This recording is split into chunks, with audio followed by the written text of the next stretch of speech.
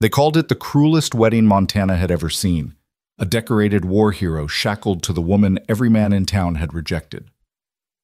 When Luke McAllister stood at that makeshift altar in the Silver Spur saloon, the laughter cut deeper than any Confederate bayonet ever had. But Mara Langley didn't flinch.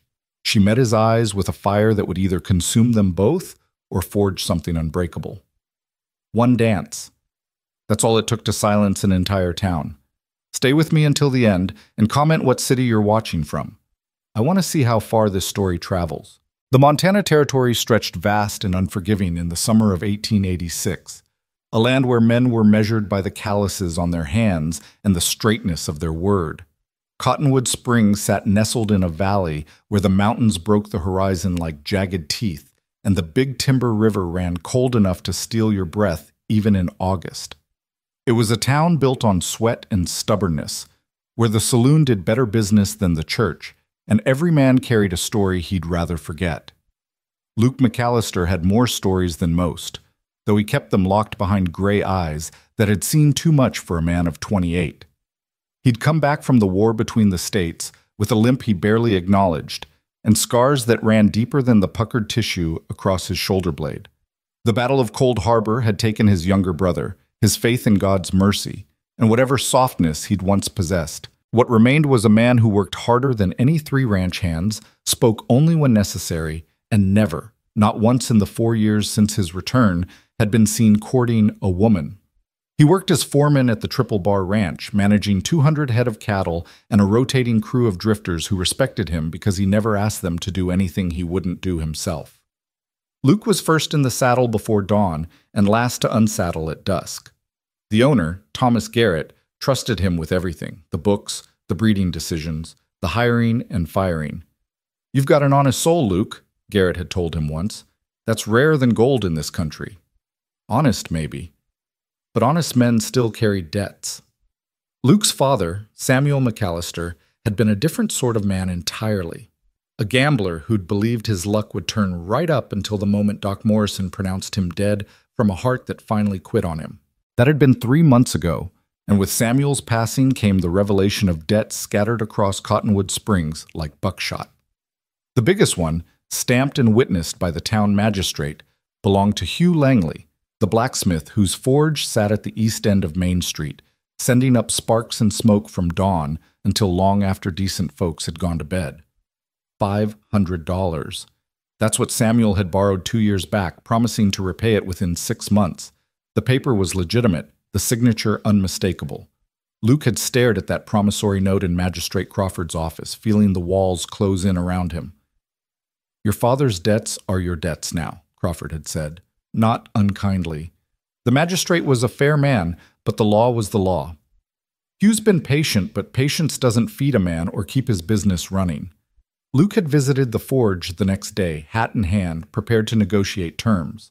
He'd expected Hugh Langley to be angry, demanding. Instead, he'd found a tired man in his late 50s, hair gone white from the heat of his work, hands scarred by 1,000 burns. "I don't have $500, Luke had said plainly, "but I'm good for it. Give me time, and I'll pay every cent." Hugh had set down his hammer, studying Luke with eyes that held something Luke couldn't quite name. "I know you're good for it, son. You're not your father. Everyone in town knows that." He'd paused, wiping soot from his face with a rag that only spread it around. "But I'm not getting any younger, and my girl, well, my girl needs securing." That's when Luke had first heard the proposal that would change everything. Mara Langley was 24 years old, and by Cottonwood Springs standards, hopelessly unmarriageable. It wasn't that she was ugly, though the town gossip certainly claimed as much. It was that she was different in ways that made men uncomfortable and women suspicious. She stood tall, near 5'9", with shoulders broadened by years of working alongside her father at the forge. Her hands were strong, her arms ropey with muscle. She wore men's work shirts more often than dresses, and her dark hair was usually pulled back in a practical braid that did nothing to soften the angles of her face. But it was her manner more than her appearance that had earned her reputation. Mara Langley didn't simper or blush. She didn't giggle behind her hand or lower her eyes when men spoke to her. She looked you straight in the face and spoke her mind, whether you wanted to hear it or not. She'd thrown a punch at Jacob Stern when he'd gotten too familiar at last year's barn dance, breaking his nose and her own knuckles in the process. She'd shouted down Reverend Paulson in the middle of Sunday service when he'd called her mother, dead 10 years now, a woman of loose morals. "My girl's got a temper like a forge fire," Hugh had said, and there'd been pride in his voice, even as he acknowledged what everyone else called a flaw. "She's scared off every man who's come calling. The last one ran off to Helena rather than face another Sunday dinner with her." Luke had listened, feeling the trap closing around him even as he understood the cruel logic of it. "I'm asking you to marry her," Hugh had said simply. "You do that, and we'll call the debt settled. You'll have a wife, I'll have peace of mind knowing she's provided for when I'm gone, and you'll be free of what your father left you." It was, Luke had realized, a business transaction, no different than buying cattle or selling horses, except the commodity in question was a woman's entire life. "And what does Mara say about this?" Luke had asked. Hugh had smiled grimly. "She says a marriage built on debt is no worse than a marriage built on lies. She's a practical girl. She knows what she is in this town's eyes." Luke had taken 2 days to think about it, 2 days during which he'd lain awake in the small foreman's cabin at the Triple Bar, staring at the ceiling and wondering if there was any other way. He could leave, head to California or Texas, start over somewhere his father's debts couldn't follow. But that would mean abandoning everything he'd built here, and Luke McAllister didn't run from obligations, no matter how much they cost him. On the 3rd day, he'd gone back to the forge and told Hugh Langley he'd do it. The wedding was set for Saturday, June 12th, a week that gave Luke barely enough time to comprehend what he'd agreed to. He'd seen Mara only twice in those 7 days.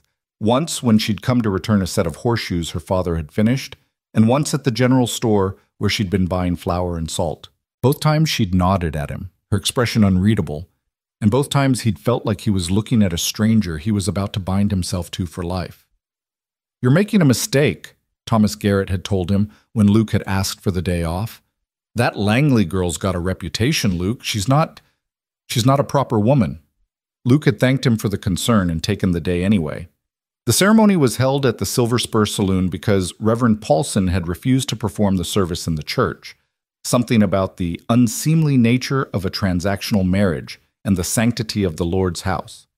So they'd gathered in the saloon on a Saturday afternoon, with the bartender serving as witness and half the town packed inside to watch what everyone was calling the saddest wedding Cottonwood Springs had ever seen. Luke had worn his one good suit, brushed and pressed, his hair slicked back with water that had already started to dry in the June heat. He'd stood at the front of the saloon, near the upright piano that Sarah Jenkins played on Saturday nights, and waited as the magistrate shuffled his papers. The crowd had been larger than he'd expected. Seemed like half the town had nothing better to do than watch a man marry himself into what they all considered a life sentence. He'd recognized most of the faces: ranch hands from the Triple Bar, shopkeepers from Main Street, housewives who'd probably told their husbands they needed to see this spectacle firsthand. And then Mara had walked in. She'd worn a dress. That alone had caused a ripple of surprise through the crowd. It was simple, made of blue calico with tiny white flowers, the kind of dress a dozen other women in town might own. But on Mara, it looked different somehow. She'd left her hair down, dark and thick, falling past her shoulders in a way Luke had never seen. She'd walked with her father, her back straight and her chin up, and if she'd heard the snickers and whispers that followed her progress through the saloon, she'd given no sign of it. "Well, I'll be," someone had muttered behind Luke. "She almost looks like a woman." "Still built like a ranch hand, though," another voice had replied, and laughter had rippled through the crowd like wind through grass. Luke had felt heat rise in his chest, anger on behalf of a woman he barely knew, which seemed absurd given the circumstances. But there was something about the way she'd held herself, the way she'd refused to let the mockery touch her, that had struck something inside him. She'd reached the front of the saloon and Hugh had placed her hand in Luke's. Her palm had been calloused, rough from work, and bigger than most women's hands. But it had been warm, and it hadn't trembled. Magistrate Crawford had cleared his throat and begun the ceremony, reading from a small book with pages so worn the corners had gone soft. "Dearly beloved, we are gathered here." The words had washed over Luke like river water, familiar phrases about love and honor and cherishing that seemed almost obscene given the reality of what was happening. This wasn't love. This was a debt being settled, two people being yoked together by circumstance and obligation. Do you, Luke James McAllister, take this woman to be your lawfully wedded wife? Luke had looked at Mara then, really looked at her for the first time. Her eyes were brown, he'd noticed. Not black, like he'd thought. Brown with flecks of gold, and they'd been watching him with an intensity that had made him wonder what she was thinking, what she was feeling about being bartered like a piece of property. I do, he'd said, and his voice had been steady even if his heart hadn't been. And do you, Mara Catherine Langley, take this man to be your lawfully wedded husband? She hadn't hesitated. I do. Then by the power vested in me by the Montana Territory, I now pronounce you husband and wife.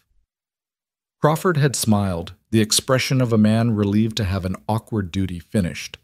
You may kiss your bride. And that's when Luke had hesitated. It had only been a moment, barely a heartbeat, but in that small saloon packed with witnesses, it had been enough. He'd heard the intake of breath, the shuffle of feet, the beginning of laughter that people had tried to hide behind their hands. Mara had noticed too. Something had flickered across her face. Hurt, maybe, or resignation. And then she'd lifted her chin even higher. Before the laughter could fully take hold, she'd stepped closer to him and said, quietly enough that only he could hear, "They can laugh. I'm not marrying them." And then she'd kissed him. It had been brief, chaste, barely more than a brush of lips. But it had been deliberate, chosen, and it had silenced every snicker in that room. When she'd pulled back, her eyes had held his for just a moment, and Luke had seen something there that made him ashamed of his hesitation, a kind of fierce pride that refused to be diminished by anyone's pity or scorn. "Congratulations," Magistrate Crawford had said, sounding relieved. "Ladies and gentlemen, I present to you Mr. and Mrs. Luke McAllister." There had been polite applause, scattered and half-hearted, and then someone had called for drinks, and the crowd had begun to disperse, already moving on to the next entertainment, the next topic of gossip. Hugh had embraced his daughter, whispering something in her ear that Luke hadn't heard. Then the old blacksmith had shaken Luke's hand, his grip still strong despite his age. "Take care of her," he'd said. "She's worth more than this town's ever known." Luke had nodded, not trusting himself to speak. And just like that, it had been done. He was married to a woman he didn't know, bound by obligation and a dead man's debt, and the whole town was already talking about poor Luke McAllister, who'd gotten himself tied to the Langley girl. They'd left the saloon together, walking through the late afternoon sunlight toward the wagon Luke had borrowed. The town had watched them go. He'd felt the eyes following them, heard the renewed buzz of conversation the moment they'd turned the corner. "Where are we going?" Mara had asked. Her voice had been lower than he'd expected, rough around the edges like she didn't use it often. "The Triple Bar. I've got the foreman's cabin there. It's small, but it's—" He'd trailed off, not sure how to finish that sentence. Clean, adequate, better than nothing? "It'll be fine," she'd said, and that had been the end of the conversation. The ride out to the Triple Bar Ranch had taken 40 minutes, the wagon creaking along the rutted road that followed the river. They'd sat side by side on the bench seat, not touching, not speaking. The silence had been thick and uncomfortable, filled with all the things neither of them knew how to say. Luke had tried to think of something to break the quiet, some pleasantry or observation about the weather, but everything that came to mind had felt inadequate or false. "What did you say to a woman you'd just married out of obligation? Thank you for settling my father's debt? Sorry your life has come to this?" The cabin had come into view as the sun began its descent toward the western mountains, painting the sky in shades of orange and pink. It sat about a quarter-mile from the main ranch house, a modest structure made of logs and chinked with mud, with a small barn and corral attached. Luke had built the corral himself his first year at the Triple Bar, working evenings and Sundays to create something that was his, some small claim of ownership in a world where he possessed so little. He'd pulled the wagon up to the cabin and set the brake, then climbed down and came around to help Mara descend. She'd accepted his hand, obligation, not need, and stepped down with the careful balance of someone used to managing her own way. "This is it," Luke had said, gesturing toward the cabin. "Like I said, It's small. Mara had surveyed the property with an appraising eye, taking in the neat stacks of firewood, the well-maintained fencing, the small garden plot where Luke had been growing vegetables. "You keep things orderly," she'd observed. "Habit from the army, I suppose." She'd nodded, and they'd stood there for another awkward moment before Luke had finally forced himself to move. "I'll show you inside." The cabin was single room, about 16 feet square, with a stone fireplace on one wall, a cook stove in the corner, a rough-hewn table with 2 chairs, and a bed that suddenly seemed both too large and too small for what it represented. Luke had cleaned that morning, sweeping the floor and changing the sheets, trying to make the space somehow more presentable for a wife he'd never courted. Mara had stepped inside, her eyes adjusting to the dimmer light.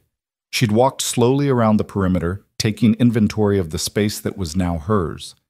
She'd touched the back of one of the chairs, tested the stability of the table, examined the few dishes stacked on the shelf beside the stove. "Where should I put my things?" she'd asked finally. Luke had realized with a start that she'd brought nothing with her. No trunk, no bag, no bundle of possessions. She'd come to him with literally just the dress on her back. Do you need to go back for your belongings?" "I'll fetch them tomorrow," she'd said. Didn't see the point in bringing them to the ceremony. Practical. That's what her father had called her, and Luke was beginning to understand what he'd meant. Mara Langley, Mara McAllister now, he had to remind himself, approached life with the same straightforward efficiency she'd probably use at the forge. No sentiment, no illusions, just the simple recognition of what needed to be done. "You can use those pegs there for hanging clothes," Luke had said, pointing to the wall beside the door where he'd hammered in several wooden pegs. "And that trunk at the foot of the bed, there's space in there." "And where will you be sleeping?" she'd asked. The question had hung in the air between them, loaded with implications and unspoken expectations. Luke had felt heat creep up his neck, embarrassed by his own embarrassment. He was a grown man, a war veteran, and yet the thought of sharing a bed with this stranger, his wife, he'd had to keep reminding himself, made him feel like an awkward boy. "I'll take the floor," he'd said finally. Until we figure things out." Mara had looked at him for a long moment, and he'd seen something flash across her face. Relief, maybe, or disappointment, or some combination of both. "That's a foolish waste of a bed," she'd said, "but it's your choice." She'd turned away then, moving to the window that looked out toward the mountains, and Luke had recognized the dismissal for what it was. The conversation was over. That first evening had been an exercise in careful choreography, 2 people navigating around each other in a space too small for the distance they were trying to maintain. Luke had gone out to tend to his horse and check on the cattle in the near pasture, giving Mara time alone in the cabin. When he'd returned, she'd had a fire going in the stove and was examining his meager food supplies with a critical eye. "You've got beans and bacon and not much else," she'd observed. "I usually eat up at the main house with the other hands."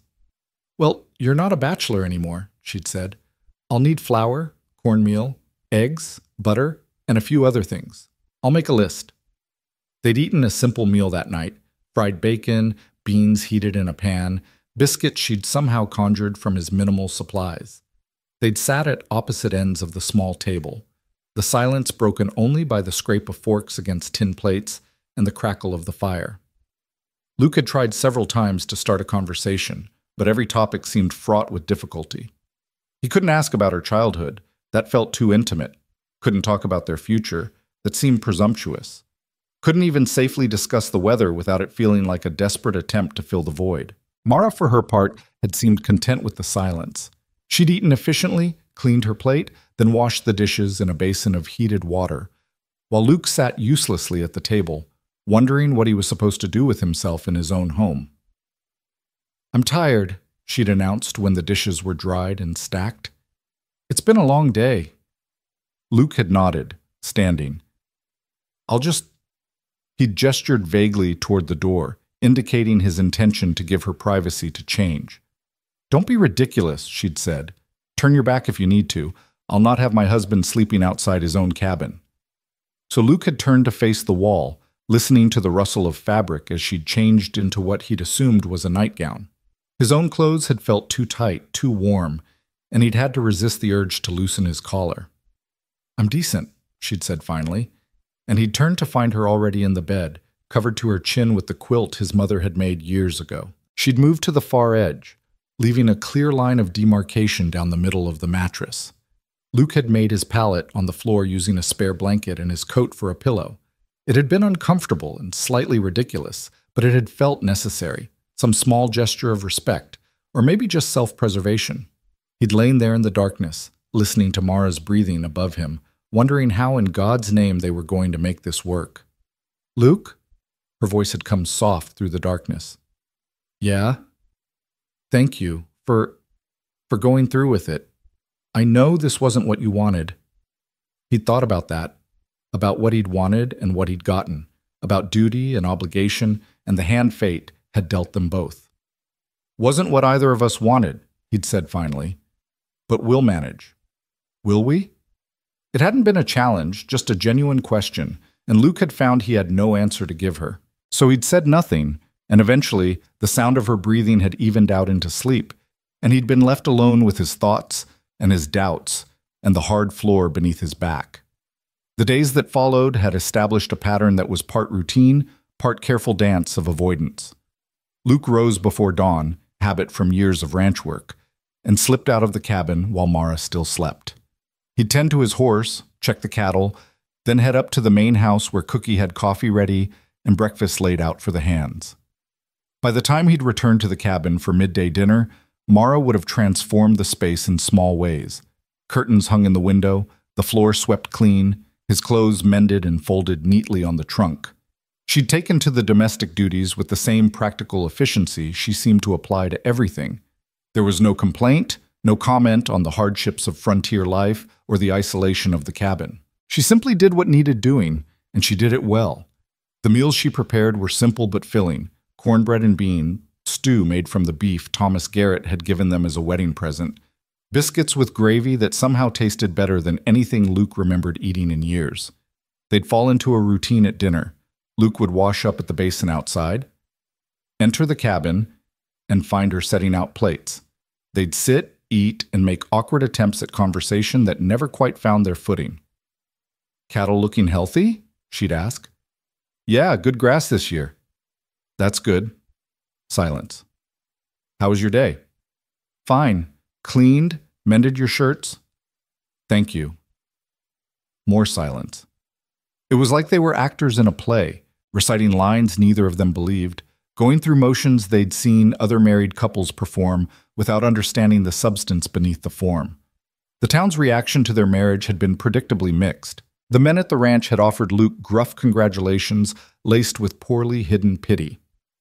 "Heard you got yourself hitched," one of the hands had said that first Monday. "To the Langley girl. That's something." The women had been worse.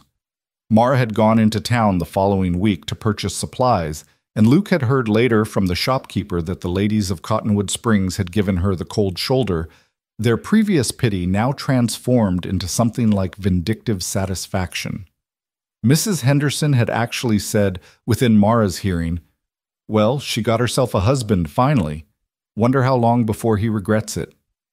Mara had reported none of this to Luke, but he'd seen it in the set of her shoulders when she'd returned, in the way she'd put away the supplies with sharp, angry movements. He'd wanted to say something, offer some comfort or solidarity, but the words had tangled in his throat and he'd said nothing, just watched her slam a bag of flour onto the shelf with more force than necessary. At night, Luke continued to sleep on the floor, despite Mara's repeated insistence that it was foolish. The truth was, he didn't trust himself, not because he feared he'd do something unwanted, but because the intimacy of sharing a bed felt like a deception when there was no intimacy between them. They were married in law, but strangers, in fact, and Luke couldn't reconcile that contradiction. 2 weeks into the marriage, Thomas Garrett had called Luke up to the main house after supper.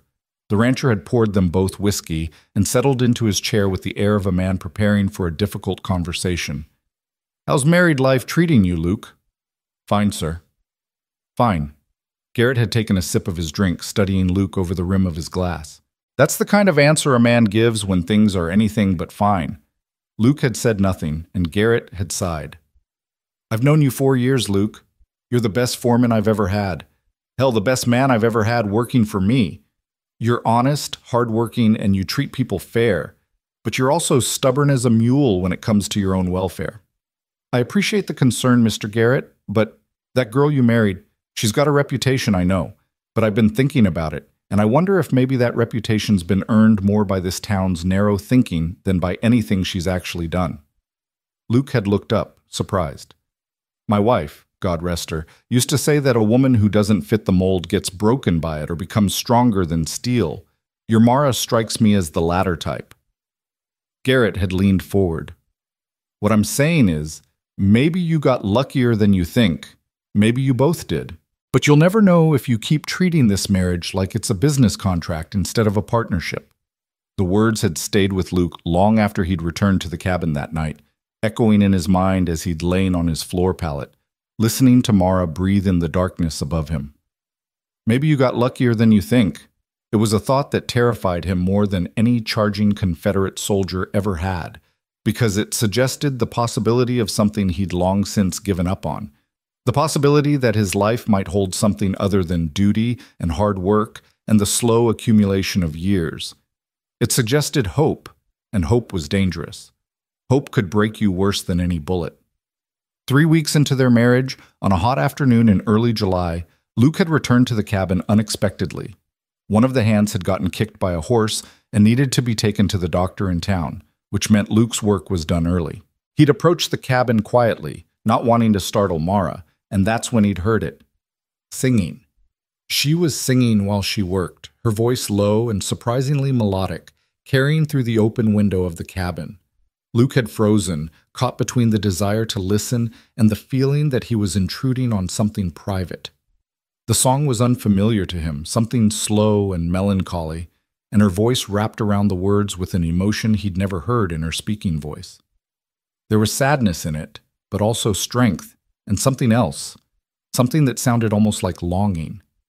He'd stood there for longer than he should have, listening to her sing to an audience of no one, and in that moment, Luke had realized something that should have been obvious from the start. Mara was lonely. Just as lonely as he was, maybe more so, trapped in a marriage that was supposed to be her security, but instead had only reinforced her isolation. The singing had stopped, and Luke had waited a moment before making noise with his approach, calling out a greeting so she'd know he was coming. When he'd entered the cabin, she'd been standing at the stove, her back to him, and if she'd been singing moments before, there was no sign of it now. "You're back early," she'd said without turning. "Yeah, accident with one of the hands." "Is he all right?" "Will be. Took him to Doc Morrison." She'd nodded, stirring something in a pot, and Luke had stood there awkwardly, still hearing the echo of her singing in his mind. "Mara?" "Yeah? I heard you singing, before, when I was coming up to the cabin." Her back had stiffened, her stirring hand stilling. "Oh, it was beautiful. Your voice, I mean. I didn't know you could sing like that." She'd been quiet for a long moment, and when she'd finally turned to look at him, her expression had been guarded. "My mother used to sing. Taught me when I was little. It's just something I do sometimes, when I'm alone." "You don't have to be alone," Luke had said, the words escaping before he'd fully thought them through. Mara had studied him, and he'd seen a question in her eyes, one she'd been too proud or too afraid to ask aloud. Instead, she'd just turned back to the stove and said, "Supper will be ready soon." And the moment had passed, whatever vulnerability had flickered between them closing up like a wound that wasn't ready to heal. That night, Luke had lain awake on his floor pallet, thinking about singing and loneliness and the careful walls people built around themselves. He'd thought about his own walls, erected during the war when losing people you loved became a regular occurrence, reinforced every day since as he'd focused on work and obligation and the careful maintenance of emotional distance. He'd thought about Mara, standing in a saloon full of people who'd mocked her, lifting her chin and refusing to be diminished.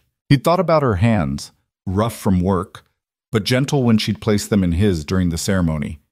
He'd thought about her voice, sad and strong and achingly alone, and he'd made a decision. "Mara?" He'd called softly into the darkness. "Yeah?"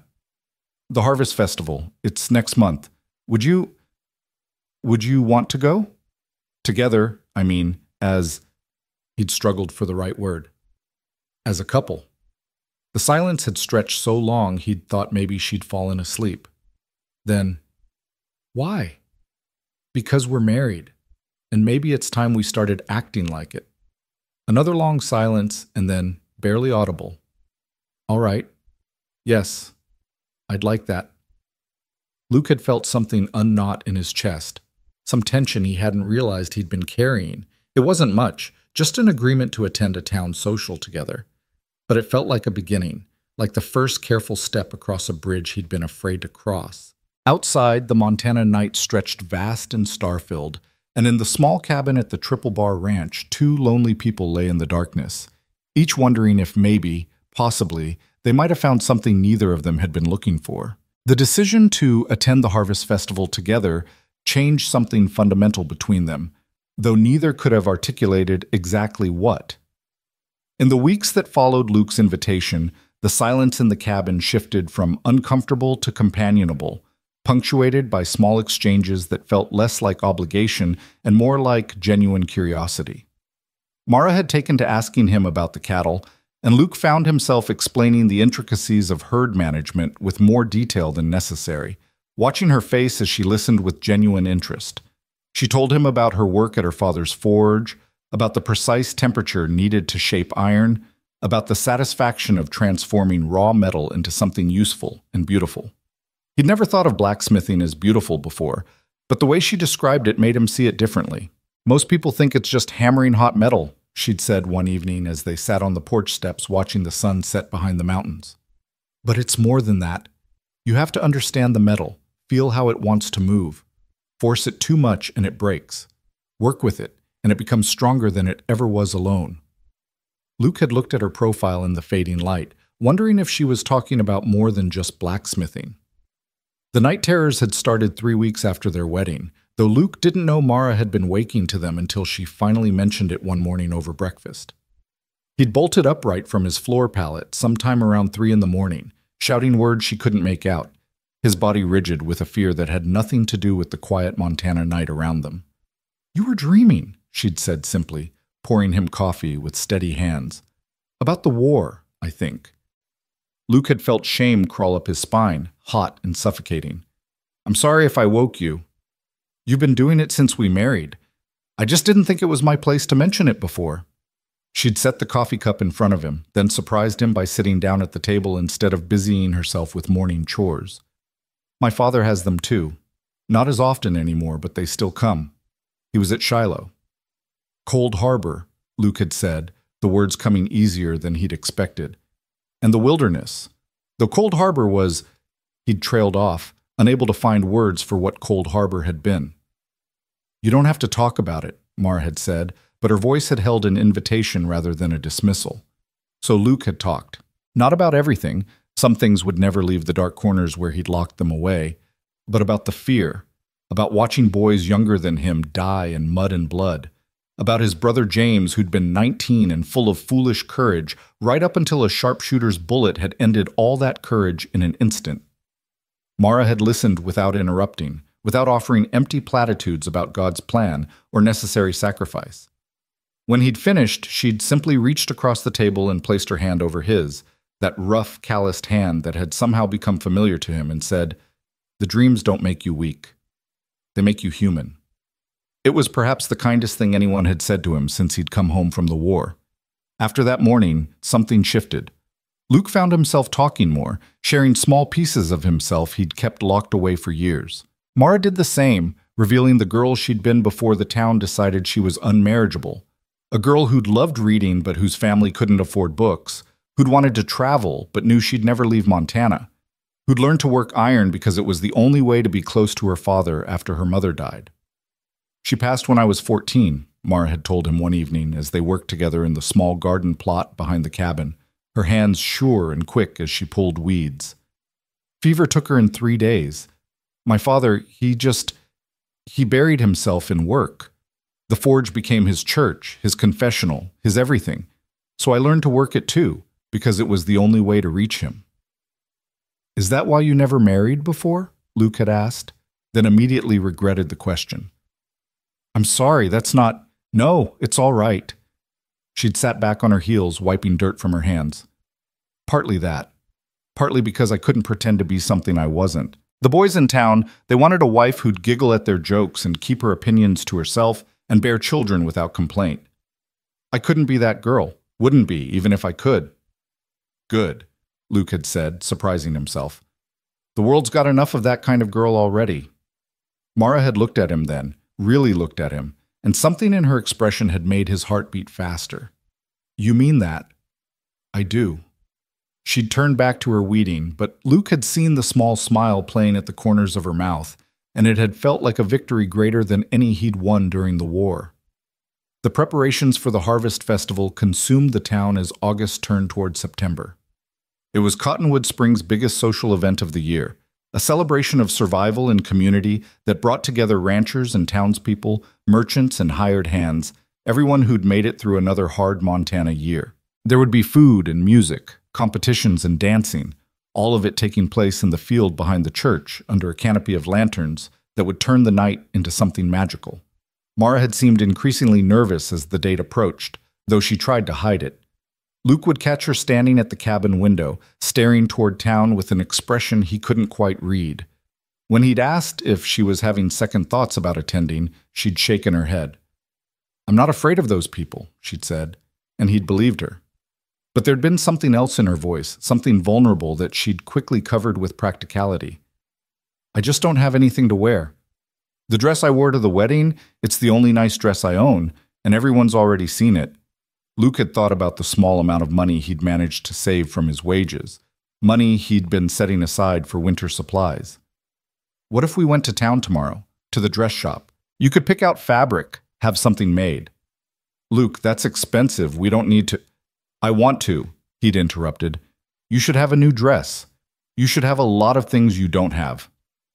The next day, they'd ridden into Cottonwood Springs together, and Luke had felt the eyes following them as they made their way down Main Street. He'd helped Mara down from the wagon outside Mrs. Patterson's dress shop, keeping his hand at her elbow longer than necessary, a public declaration of solidarity that hadn't gone unnoticed. Inside the shop, Mrs. Patterson had greeted them with professional courtesy that barely masked her surprise. Mrs. McAllister? Mr. McAllister. How can I help you today? My wife needs a dress for the Harvest Festival, Luke had said, and he'd been proud of how natural the words had sounded. My wife. As if he'd been saying them for years instead of weeks. Mrs. Patterson had led them to the fabric displays, bolt after bolt of material in colors, ranging from practical browns to impractical silks. Mara had run her fingers over them with careful reverence, lingering longest on a bolt of pale blue cotton with tiny embroidered flowers. That one, Luke had said, it matches your eyes in certain light. Mara had looked at him, startled, and Mrs. Patterson had raised an eyebrow but said nothing, already making mental calculations about yardage and trim. It's too fancy, Mara had protested. Too expensive. It's perfect, Luke had countered, and we'll take it. The fitting had taken an hour, with Mrs. Patterson measuring and pinning while Mara stood rigid, clearly uncomfortable with the attention. Luke had waited outside, smoking a cigarette and nodding to the townspeople who passed, their curiosity barely concealed behind polite greetings. Thomas Garrett had found him there, the rancher tipping his hat with a knowing smile. Heard you're taking your wife to the festival. That's right. Good man. It's about time this town learned some manners where that girl's concerned. Garrett had clapped him on the shoulder. My late wife, she had a saying, a man's measure isn't in what he takes, but in what he protects. You're protecting that girl's dignity, Luke. That's worth more than all the cattle in Montana. When Mara had emerged from the shop, she'd looked lighter somehow, as if the promise of a new dress had lifted something from her shoulders. They'd walked together to the general store to purchase supplies, and Luke had noticed the way she'd held her head a little higher, the way she'd met the stares of the townspeople with something approaching defiance. At the store, they'd encountered Rebecca Morrison, the doctor's daughter, a woman near Mara's age who'd always been held up as the model of proper femininity. Rebecca had looked Mara up and down with barely disguised contempt. Mara Langley, or I suppose it's McAllister now. Rebecca's voice had dripped with false sweetness. I heard about your marriage. Such a practical arrangement. Luke had felt Mara stiffen beside him, but before he could say anything, she'd stepped forward, closing the distance between herself and Rebecca until the other woman had been forced to step back. "That's right, Rebecca, Mrs. McAllister. And yes, it's very practical. I got myself a husband who actually respects me, which is more than you can say about that banker's son you've been chasing for 3 years. Mara's voice had been calm, even pleasant, which had somehow made her words more devastating. "Now, if you'll excuse us, my husband and I have shopping to do." She'd turned and walked away, leaving Rebecca sputtering, and Luke had followed, fighting the grin that threatened to break across his face. Outside the store, he'd finally let himself laugh, a real laugh that had felt rusty from disuse. "You're dangerous," he'd said, and Mara had smiled, a genuine, unguarded smile that had transformed her entire face. Only when provoked. That night, they'd sat on the porch steps longer than usual, watching stars emerge in the darkening sky. The air had been warm, carrying the scent of sage and pine, and for the first time since their wedding, the silence between them had felt comfortable, almost intimate. "Luke?" Mara's voice had been soft. "Why are you doing this? The dress, the festival, all of it. You don't have to try so hard. Our marriage, it is what it is." He'd thought about that question, about all the reasons he could give: duty, obligation, the desire to be a good man. But none of those had been the truth, or at least not the whole truth. Because somewhere between the wedding and now, you stopped being an obligation, he'd said finally. You became, I don't know what the right word is, a friend, maybe, or the possibility of something more than a friend. And I'm tired of sleeping on the floor, Mara. I'm tired of pretending this marriage is just a business transaction when every day I learn something new about you that makes me wish it was real. The words had hung in the air between them, more honest than anything Luke had said in years, and he'd held his breath waiting for her response. "It is real," Mara had said quietly. "Maybe it didn't start that way, but it's real now. At least it is for me." Luke had turned to look at her, and in the starlight he'd seen tears on her cheeks, though her voice had remained steady. "Mara, I'm not crying because I'm sad," she'd interrupted. "I'm crying because for the first time in my life someone sees me, really sees me. Not the town spinster, or the blacksmith's strange daughter, or the woman nobody wanted, just me." He'd reached for her hand then, threading his fingers through hers, and they'd sat like that until the stars filled the sky. Two people who'd started as strangers and were becoming something neither had dared to hope for. That night, Luke had climbed into bed beside her instead of making his usual pallet on the floor. They'd lain on opposite sides, still maintaining a careful distance, but it had felt like progress, like crossing a threshold that couldn't be uncrossed. "Good night, Mara," he'd whispered into the darkness. "Good night, Luke." The weeks leading up to the festival had passed in a blur of work and small intimacies. Mara had started bringing Luke his midday meal in the fields, riding out on the old mare from her father's stable, and they'd sit together under whatever shade they could find, talking about everything and nothing. The ranch hands had noticed, of course, and Luke had endured their good-natured ribbing about being wife-whipped, a term he'd corrected to wife-blessed, with enough seriousness that the jokes had stopped. Hugh Langley had visited the cabin one Sunday afternoon, ostensibly to check on his daughter, but really, Luke suspected, to take the measure of the man who'd married her. They'd sat on the porch while Mara made coffee, the old blacksmith studying Luke with eyes that missed nothing. "She's happier," Hugh had said finally. "I can see it in how she carries herself. You've been good to her." "She's made it easy," Hugh had smiled. "My daughter's many things, but easy ain't one of them. She's got her mother's fire and her own brand of stubbornness. The fact that you found a way to appreciate that instead of trying to break it says good things about you, son." When Mara had brought out the coffee, Luke had noticed the way she'd touched her father's shoulder in passing, a gesture of affection that spoke of healing, of walls coming down not just between husband and wife, but throughout her whole world. The dress had been ready 3 days before the festival, and Mrs. Patterson had delivered it personally to the cabin, a gesture that had surprised them both. The seamstress had lingered for a moment at the door, seeming to wage an internal battle before finally speaking. "Mrs. McAllister, I owe you an apology. I've been as bad as anyone in this town judging you without cause. but I've watched you these past weeks, how you carry yourself, how your husband looks at you, and I realize I've been wrong. I hope you'll accept my regret for that." Mara had been quiet for a long moment, and Luke had seen her wrestling with pride and forgiveness. Finally, she'd nodded. "Thank you, Mrs. Patterson. That means more than you know." After the seamstress had left, Mara had held the dress up against herself, a rare expression of pure joy crossing her face. "It's beautiful," she'd whispered. "You're beautiful," Luke had said, and he'd meant it. Not just the dress, not just the physical attributes that the town had deemed insufficient, but all of her, the strength, the vulnerability, the fierce pride and the tender heart she hid beneath it. Mara had looked at him, and something had shifted in the air between them, something electric and undeniable. She'd set down the dress and crossed to where he stood, reaching up to touch his face with fingers that trembled slightly. "I think I'm falling in love with you," she'd said, her voice barely above a whisper. "I didn't plan to. I didn't think I could, but I am." Luke had pulled her close then, really held her for the first time, feeling how perfectly she fit against him despite what the town had said about her ungainly build. "I know I'm falling in love with you," he'd said against her hair. "Have been for weeks now, just didn't know how to say it." They'd kissed then, not the brief, obligatory kiss of their wedding, but something real and deep and full of promise. When they'd finally pulled apart, both breathing hard, Mara had smiled, that devastating, unguarded smile that Luke was learning to treasure. "The festival's in 3 days," she'd said. "I know. I'm nervous about the town, about what they'll say." "Let them say what they want," Luke had said fiercely. "You're my wife, Mara, my real wife in every way that matters, and anyone who has a problem with that can take it up with me."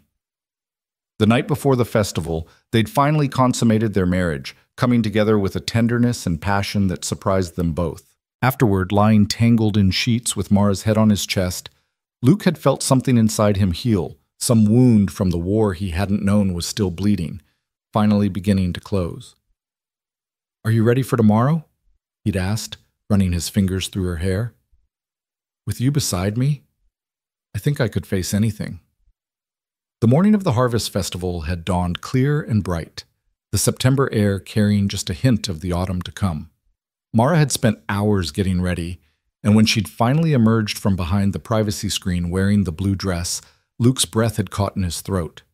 The dress fitted her perfectly, the color bringing out the gold in her brown eyes, the cut somehow both modest and flattering, emphasizing the strength of her shoulders and the curve of her waist.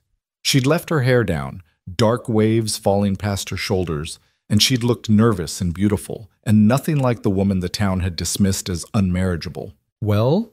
she'd asked, turning slowly. "Will I shame you?" "You'll stop every heart in Cottonwood Springs," Luke had said honestly, "including mine." They'd arrived at the festival as the sun was beginning its descent toward the western mountains, painting the sky in shades of orange and rose. The field behind the church had been transformed with long tables groaning under the weight of food, lanterns strung between poles waiting to be lit, and a platform erected for the musicians who were already tuning their instruments. The crowd had parted as Luke and Mara walked through, and Luke had heard the sudden hush, seen the heads turning, felt the weight of 100 stares. He'd tightened his grip on Mara's hand, felt her squeeze back, drawing strength from each other. "Is that Mara Langley?" someone had whispered, loud enough to be heard. "Mara McAllister," Luke had corrected firmly, and several people had had the grace to look embarrassed. They'd made their way to one of the long tables where Thomas Garrett and some of the other ranchers were gathered. Garrett had stood immediately, offering Mara his seat with courtly politeness. "Mrs. McAllister, you look absolutely lovely. That dress is stunning." "Thank you, Mr. Garrett," Mara had said, and Luke had heard the surprise in her voice. She'd clearly expected mockery, not genuine compliments. The evening had progressed with the usual festival activities. There was a shooting competition that Luke had won, much to the chagrin of Jacob Stern, the man whose nose Mara had broken at last year's dance. There were pie-judging contests and horseshoe tournaments, children running wild between the tables while their parents gossiped and laughed. But through it all, Luke had been aware of the whispers, the glances, the town taking the measure of this strange marriage that had defied their expectations. Some of the stares were curious, some disapproving, but increasingly, Luke had noticed something else, a grudging respect perhaps, or at least a willingness to reconsider their judgments. As the sun set and the lanterns were lit, the musicians had struck up the first dance. Couples had moved on to the makeshift dance floor, and Luke had felt Mara stiffen beside him. "I should tell you," she'd said quietly, "I don't really know how to dance, never had much occasion to learn." "That's all right," Luke had said, standing and offering his hand. "Neither do I. We'll figure it out together." He'd led her onto the dance floor, aware that every eye was on them, that this moment would be dissected and discussed in every household in Cottonwood Springs for weeks to come. The music had started, a slow waltz that the fiddler played with surprising sweetness, and Luke had taken Mara in his arms. They'd moved awkwardly at first, both of them stiff with self-consciousness. Luke had stepped on her foot, she'd stumbled over his, and for a moment it had seemed like they'd prove every doubt the town had ever had about them. But then Mara had laughed, a real laugh, full of genuine amusement rather than embarrassment, and somehow that had changed everything. Luke had found himself laughing too, and suddenly they'd been moving together, not perfectly, but with a grace born of trust rather than technique. The crowd that had been watching, waiting for failure, had grown quiet. Luke had seen it from the corner of his eye, the surprise, the shifting expressions, the slow recognition that what they were witnessing wasn't a spectacle to mock, but something genuine and real. Mara had looked up at him, her eyes bright with unshed tears, and Luke had realized she'd felt it too. The moment when the town's perception had shifted, when they'd become not objects of pity, but a couple worth watching, worth perhaps even envying. "They're staring," she'd whispered. "Let them stare," Luke had said. "All I see is you." The song had ended, and for a moment the field had been silent. Then someone had started clapping. Hugh Langley, standing at the edge of the crowd with tears running down his weathered face, and others had joined in, hesitant at first but growing stronger, until the applause had washed over them like a wave. Mara had turned to face the crowd, and Luke had seen her chin lift, that familiar gesture of defiance transforming into something like victory. They'd walked off the dance floor together, and people had nodded to them, greeted them, some with warmth and others with grudging acknowledgement, but no longer with pity or contempt. Rebecca Morrison had approached, the banker's daughter who'd been so cruel in the general store. She'd stood before Mara, clearly uncomfortable, before finally speaking. That was lovely. The dance. You and Mr. McAllister. I wanted to say..." She'd paused, struggling with words that clearly didn't come easy. "I wanted to apologize for what I said at the store, for how I've treated you. It was unkind and unfair." Mara had studied her for a long moment, and Luke had held his breath, hoping she'd find it in herself to be gracious. Finally, Mara had nodded. "Thank you, Rebecca. I appreciate you saying that." As the night had worn on, more people had approached, some to apologize, others simply to speak to Mara as if she were a regular person rather than a curiosity. Mrs. Henderson, who'd predicted Luke would regret his marriage, had actually asked Mara for her cornbread recipe. Old Mr. Wilson had told Luke he was a lucky man, and for once, there'd been no irony in the statement. Around midnight, as the festival had been winding down and families had been gathering their sleepy children for the ride home, Luke and Mara had found themselves alone at the edge of the field, looking out over the valley below where scattered lights marked the homesteads of their neighbors. "Did that really just happen?" Mara had asked, leaning against him. "Did this town actually accept us?" "Some of them did. Others will take more time, but tonight was a start." "You know what changed it?" She'd turned to look at him. "It was when you looked at me during that dance. Everyone saw it, saw how you looked at me. Like I was precious, like I mattered." "You do matter," Luke had said fiercely.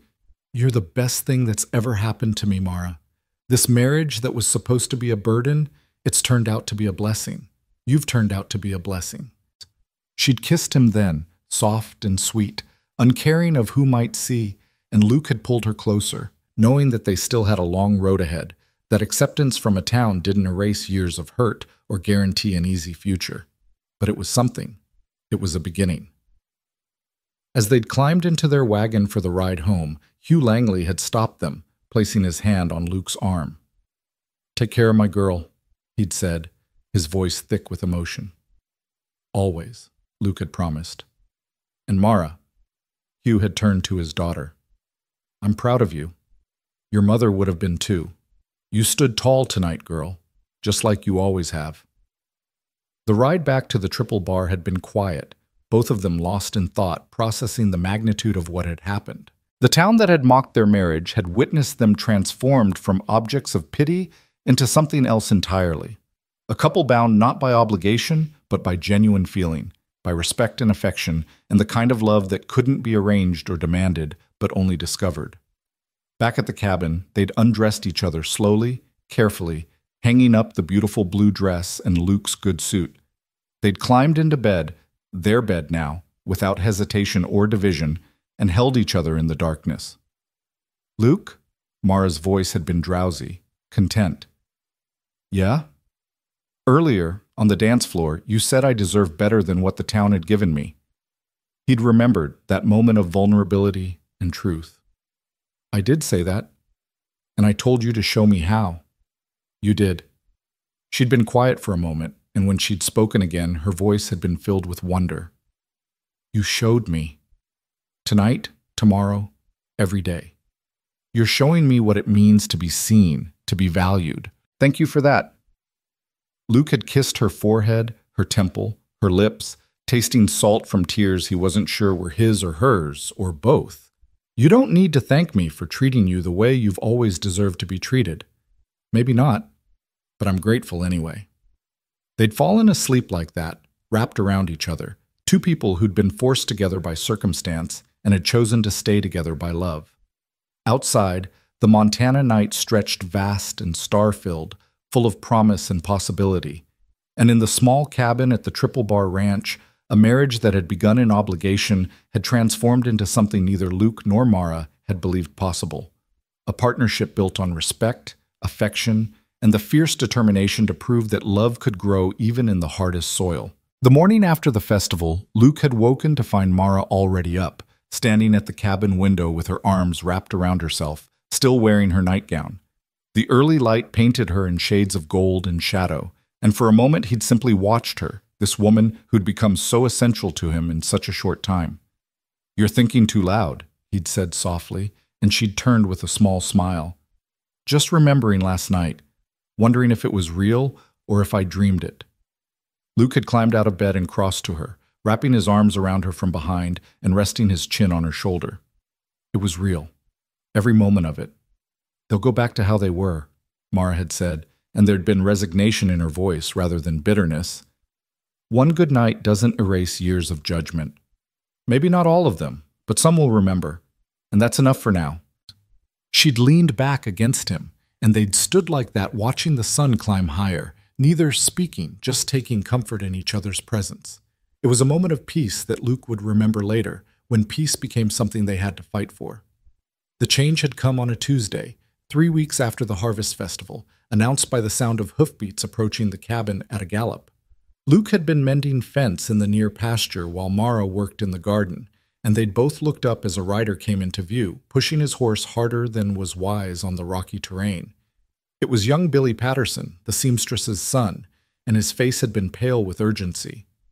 "Mr. McAllister, come quick! There's fire at the forge!" Luke had dropped his tools and run for his horse, calling back to Mara, "Stay here!" But even as the words left his mouth, he'd known she wouldn't listen. By the time he'd thrown his saddle on and mounted, Mara had already hitched up the wagon, her face set with determination. "That's my father," she'd said, and there'd been no argument to make against that simple fact. They'd raced toward town, Luke on horseback, and Mara driving the wagon with a skill that spoke of years handling horses at the forge. The smell of smoke had reached them before they'd cleared the first hill, thick and acrid, carrying on the wind that seemed determined to fan whatever flames had started. Cottonwood Springs had been in chaos when they'd arrived. The forge sat at the east end of Main Street, close enough to other buildings that fire posed a threat to the entire town. A bucket brigade had already formed from the river, townspeople passing water hand to hand in a desperate attempt to contain the blaze, but even from a distance, Luke could see it was a losing battle. The forge was an inferno, flames shooting through the roof, the heat so intense that no one could get close enough to do any good. Believe it, Mara had started running toward the flames, and Luke had barely caught her, wrapping his arms around her waist and holding on even as she'd fought him with desperate strength. "Let me go! My father's in there!" "You can't help him if you're dead," Luke had said harshly, hating himself for the words but knowing they were true. The forge was fully engulfed, the heat radiating outward in waves that made it hard to breathe even at this distance. "Please," Mara had sobbed, all her fierce strength crumbling into terror. "Please. Someone has to help him." Luke had looked at the burning building, at the townspeople standing helpless with their buckets of water, at Mara's face twisted with anguish. He'd thought about duty and obligation, about the calculus of risk versus reward, about all the reasons a sane man wouldn't run into an inferno. And then he'd thought about what Mara had said that first night, standing in the saloon while people laughed at their wedding. "I'm not marrying them." She'd chosen him, chosen to trust him, to love him, to build a life with him. And that meant her father was his family now too. "Hold this," Luke had said, pulling off his hat and pressing it into her hands. Then he'd grabbed a blanket from the back of someone's wagon, dunked it in a water trough, and wrapped it around his shoulders like a cloak. "Luke, no!" Mara had reached for him, but he'd already started moving. The heat had been staggering, even through the wet blanket. Luke had kept his head down and his breathing shallow, pushing through the doorway of the forge, where flames licked at the frame. Inside, the smoke had been so thick he could barely see, his eyes immediately watering, his lungs burning with each breath. "Hugh!" he'd shouted, coughing. "Hugh Langley!" A crash had come from the back of the forge, and Luke had stumbled toward it, using the wet blanket to shield his face from the flames that seemed to be everywhere at once. He'd found Hugh collapsed near his workbench, unconscious or dead. Luke couldn't tell which, with a leather-bound journal clutched in his hands. Luke had grabbed the old blacksmith under the arms and dragged him toward the door, his own lungs screaming for clean air, his skin feeling like it was blistering even through his clothes. A beam had given way above them with a groan and a shower of sparks, and Luke had thrown himself forward, pulling Hugh through the doorway just as the ceiling collapsed behind them in an explosion of fire and burning timber. They'd tumbled down the steps together, and hands had reached for them, townspeople pulling them away from the flames, beating out the embers that had caught on their clothes. Someone had pressed a wet cloth to Luke's face, and he'd sucked in air that felt like breathing glass, coughing so hard he'd thought his chest would crack.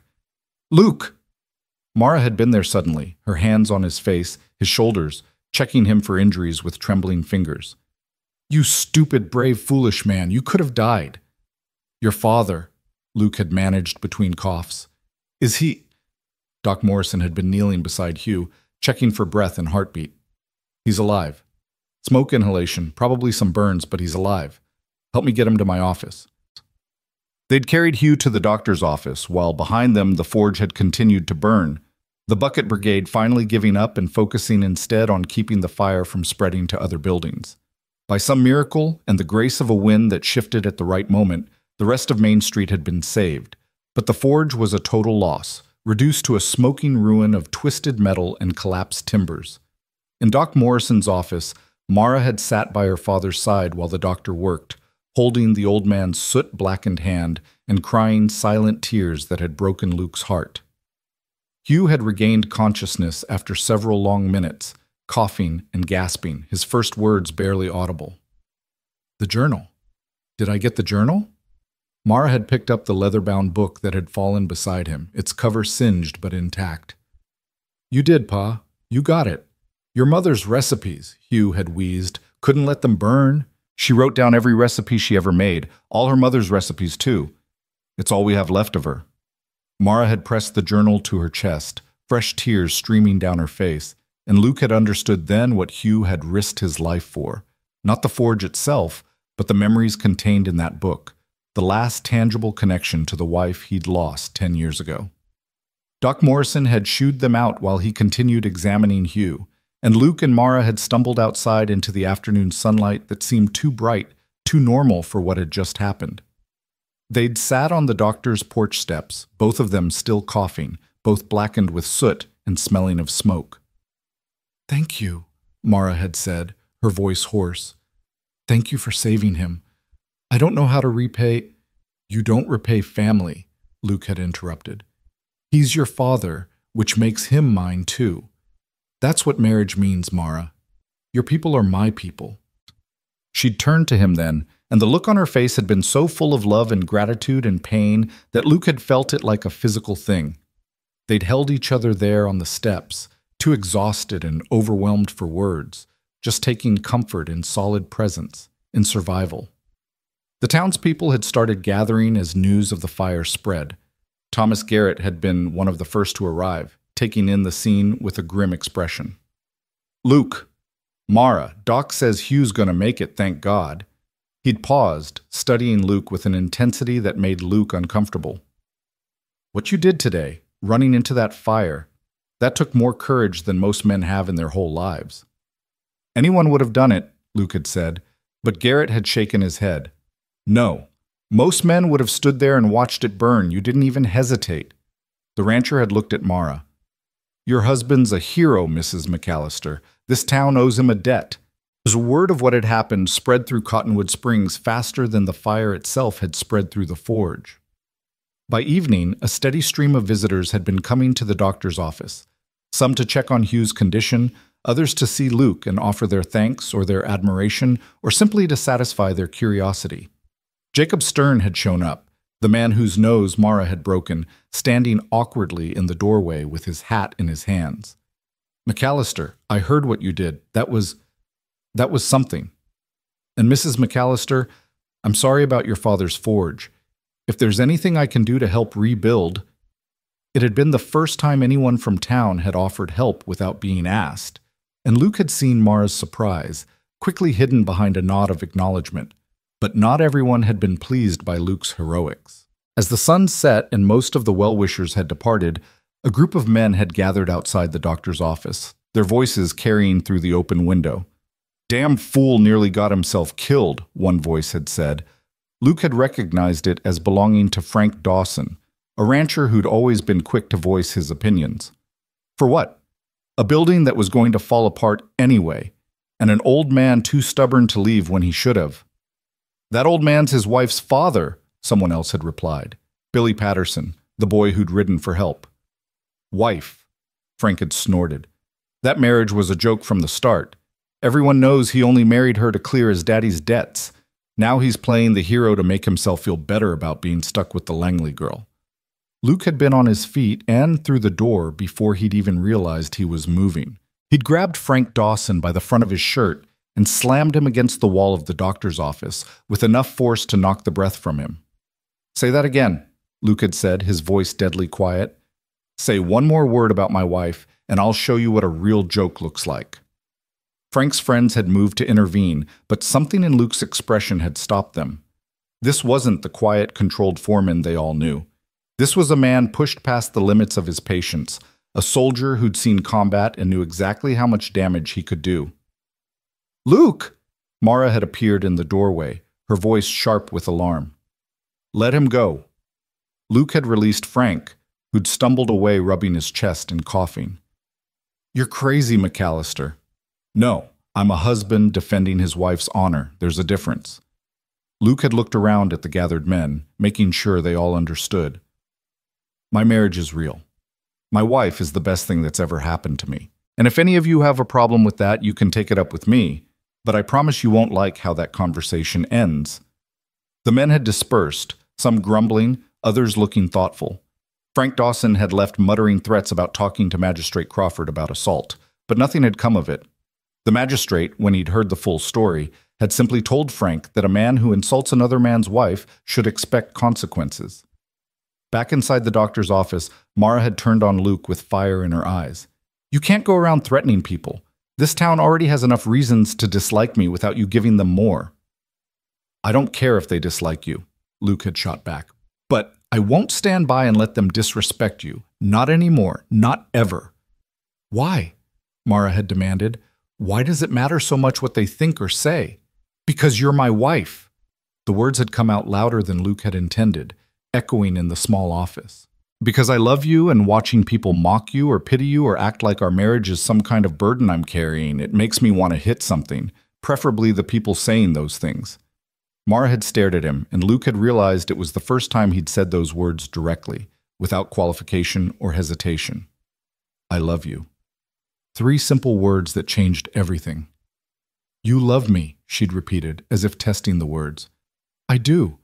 I have for weeks now. I just didn't know how to say it in a way that would make you believe it. She'd closed the distance between them, cupping his face with her soot-stained hands. I believe it. Because I love you too. Because I see the way you look at me when you think I'm not watching. Because you ran into a burning building for my father without a moment's hesitation. She'd kissed him then, soft and fierce all at once. But you can't fight every battle for me, Luke. Some fights are mine to have. Then we fight them together, Luke had said. That's what partners do. Doc Morrison had emerged from the back room where Hugh had been resting, clearing his throat to announce his presence. Your father's asking for you, Mara. And Luke, I want to check those burns on your hands. Hugh had been sitting up in bed, his face still pale, but his eyes alert. Mara had rushed to him, and the old blacksmith had embraced her with surprising strength for a man who'd nearly died hours earlier. My foolish girl, he'd murmured into her hair. I heard you tried to run into that fire after me. I couldn't lose you, Mara had said, her voice breaking. And you've got a good man who wouldn't let you. Hugh had looked past his daughter to where Luke stood in the doorway. Come here, son. Luke had approached the bed, unsure what to expect. Hugh had extended his hand, and when Luke had taken it, the old blacksmith's grip had been surprisingly firm. You saved my life today. There's no debt that can repay that, but I want you to know, I'm grateful. And I'm grateful my daughter found a man who'd run into fire for her family. Hugh's eyes had been bright with emotion. You're a good man, Luke McAllister, better than I had any right to hope for when I made that arrangement. It stopped being an arrangement a long time ago, Luke had said. Mara's the best thing that ever happened to me, even if it took me a while to realize it. Hugh had smiled. Love's like that sometimes. Sneaks up on you when you're not looking. They'd stayed with Hugh until late into the night, Doc Morrison finally sending them home with instructions to return in the morning.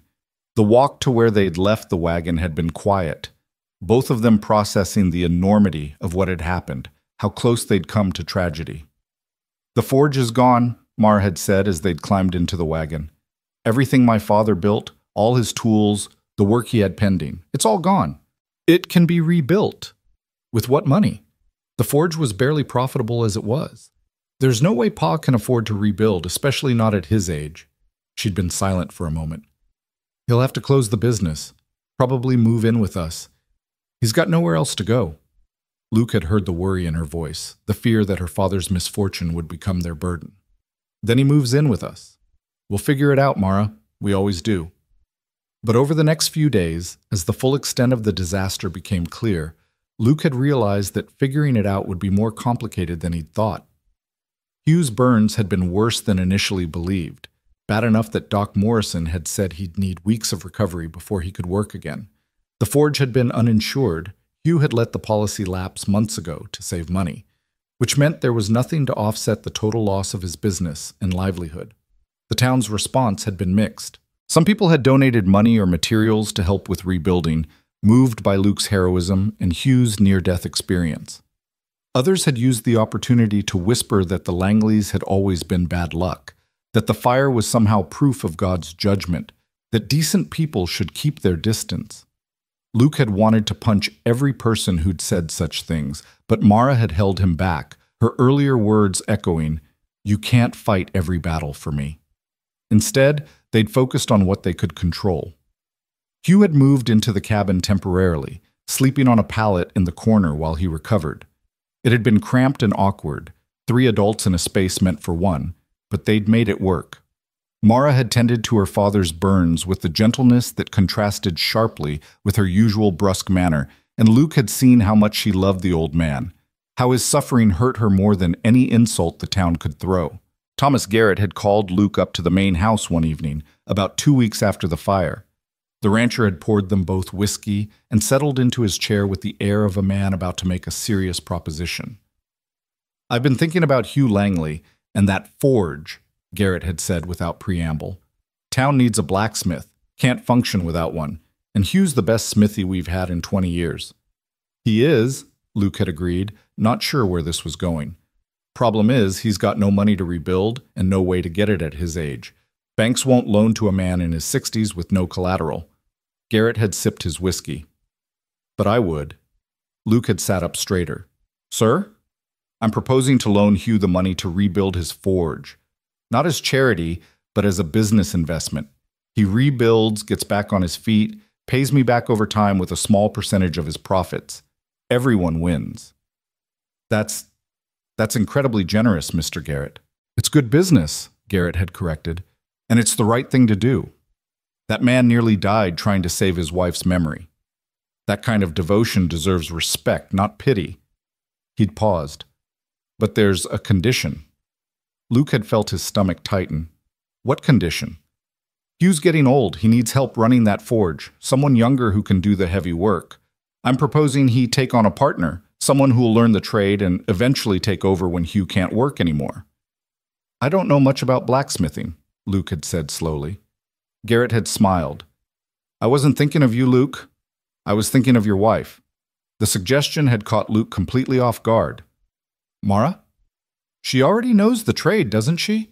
Worked alongside her father for years, and from what I've heard, she's got a natural talent for it. Garrett had leaned forward. This town's got some backwards ideas about what women can and can't do, but I'm a practical man, and I recognize skill when I see it. Your wife's got skill. Seems a waste not to use it. Luke had thought about Mara, about the way her face lit up when she talked about working iron, about the pride in Hugh's voice when he'd described her abilities. He'd thought about the town's reaction, about the gossip and judgment that would inevitably follow. And then he'd thought about what Mara had said on their wedding day, standing in that saloon while people laughed. I'm not marrying them. I think it's a brilliant idea, Luke had said, but it's not my decision to make. You'll have to ask Mara and Hugh. Garrett had grinned. Already planned to, just wanted to make sure you wouldn't have a problem with your wife working. My wife can do whatever she damn well pleases, Luke had said. I married a woman, not a possession. When Luke had returned to the cabin and told Mara about Garrett's proposition, her reaction had been a mixture of hope and disbelief. He wants to loan Pa the money to rebuild, and he wants me to work the forge? As a partner, equal stake in the business, eventually taking over when your father retires. Mara had sat down heavily at the table, staring at Luke as if he'd just told her the moon had fallen from the sky. No one in this town would accept that. A woman blacksmith? They'd run us out on a rail. Let them try, Luke had said.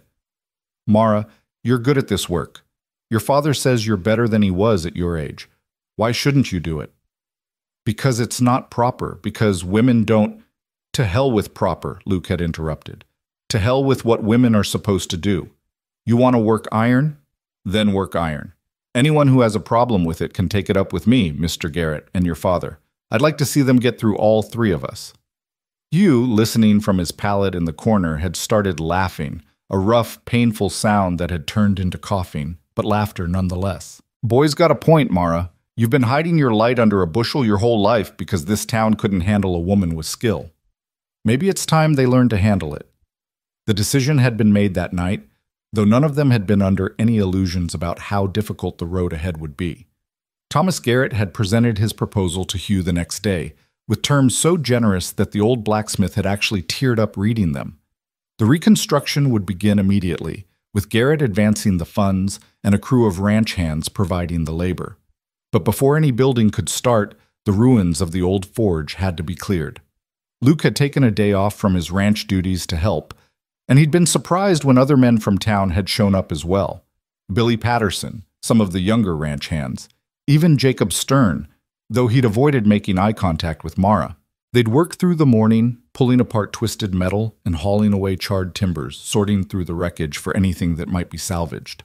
It had been hot, dirty work, and Luke's hands had still been tender from his burns, but there'd been something satisfying about it, something that felt like progress. Mara had worked alongside them, refusing to be relegated to bringing water or food like the other women would have been. She'd hauled debris with the same determination she brought to everything, and Luke had noticed the way some of the men had watched her, not with mockery or disapproval, but with a grudging respect for her strength and endurance. Around midday, Frank Dawson had ridden up, the same man Luke had slammed against the wall 2 weeks prior. The work had stopped as everyone turned to watch, wondering if there'd be trouble. Frank had dismounted slowly, approaching Luke with his hat in his hands. McAllister, Mrs. McAllister. He'd cleared his throat. I came to apologize for what I said that night after the fire. It was wrong of me. You proved yourself a good man that day. And your wife, well, any fool can see you two care for each other genuine. Luke had been so surprised he'd almost dropped the beam he was carrying. Mara had recovered faster, stepping forward with her chin raised. Apology accepted, Mr. Dawson. Thank you for saying that. Frank had nodded, then surprised them all further by picking up a shovel. Mind if I help? Figure I owe you folks that much. They'd worked through the afternoon, the crew growing as more townspeople heard what was happening and came to contribute. Mrs. Patterson had brought food. Old Mr. Wilson had donated lumber from his property. Even Reverend Paulson, who'd refused to marry them in his church, had stopped by to offer prayers and a monetary donation toward the rebuilding. By sunset, the site had been cleared, ready for construction to begin. The workers had dispersed, tired but satisfied, and Luke and Mara had stood alone amid the ashes of what had been, looking toward what might be built in its place. They came, Mara had said wonderingly. The town actually came to help. You sound surprised. I am surprised. After years of being invisible or worse, suddenly they see me. See us. She'd turned to Luke. That's because of you, because you made them see. No, Luke had said, pulling her close despite the soot and sweat covering them both. I just gave them permission to see what was always there. A strong, capable woman who deserved better than what they'd given her. You did the rest yourself. The forge had been rebuilt over the next 6 weeks, rising from the ashes like something reborn. It had been larger than the old one, with better ventilation and modern equipment that Thomas Garrett had insisted on including. Hugh had supervised the construction from a chair, his burns healing slowly but surely, offering advice and corrections with the authority of a man who'd spent his life mastering his craft. And when it had finally been finished, when the new forge stood complete with its fresh timber and solid stone foundation, the town had gathered for an informal dedication. Magistrate Crawford had said a few words about resilience and community, though Luke had noticed he'd carefully avoided mentioning Mara's role in the forge's future. Thomas Garrett had been less circumspect. This forge represents more than just a building, the rancher had said, addressing the crowd that had gathered. It represents this town's willingness to help one of our own in time of need. And it represents a new partnership. Hugh Langley and his daughter Mara will be running this forge together, combining his experience with her skill to serve Cottonwood Springs for years to come. The announcement had caused a ripple of surprise through the crowd, exactly as they'd expected. Luke had watched faces carefully, seeing the range of reactions, some approving, some skeptical, some openly disapproving. Rebecca Morrison had been the first to speak up, her voice cutting through the murmurs. A woman blacksmith? That's unprecedented. So was a woman breaking your brother's nose at last year's dance? Someone had called out. Luke had been surprised to realize it was Billy Patterson. But she managed that just fine. Laughter had broken the tension, and Rebecca had had the grace to look embarrassed. Mara had stepped forward then, her voice steady and strong. I know this town has certain ideas about what women should and shouldn't do. I've lived my whole life with those ideas trying to shape me into something I'm not. But I'm good at this work. I'm skilled at it. And I'm not going to hide that skill anymore just to make people comfortable. She'd paused, looking out at the faces watching her. My father taught me everything he knows. This forge is as much mine as it is his, and anyone who has a problem with that is welcome to take their business elsewhere. The silence that had followed had been absolute. Luke had held his breath, wondering if they'd just made a terrible mistake, if Mara's directness had pushed too hard against the town's sensibilities. Then Hugh had struggled to his feet, leaning heavily on his cane, and put his arm around his daughter's shoulders. My girl speaks the truth. She's the finest smith I've ever trained, and I've trained more than a few in my years. This forge survives because of her as much as because of anyone's charity, and I'll not hear a word against her character or her capability. Thomas Garrett had added his voice. I wouldn't have invested in this forge if I didn't believe in both Langley's ability to make it profitable. I'm a businessman first, and this is good business. Slowly, people had begun to nod. Some had still looked doubtful, but others had seemed to accept the logic of it, or at least were willing to reserve judgment. The gathering had broken up shortly after, people drifting away in small groups, their voices carrying speculation and debate. But 3 days later, when the forge had officially reopened for business, there had been a line of customers waiting, farmers needing tools repaired, ranchers needing horseshoes, housewives needing pots mended. And Mara had stood at that forge alongside her father, her leather apron tied around her waist and her hammer in her hand, and she'd worked iron like she'd been born to it. Luke had stopped by at midday to check on them, ostensibly to have his own horse reshod, but really just to see how Mara was managing.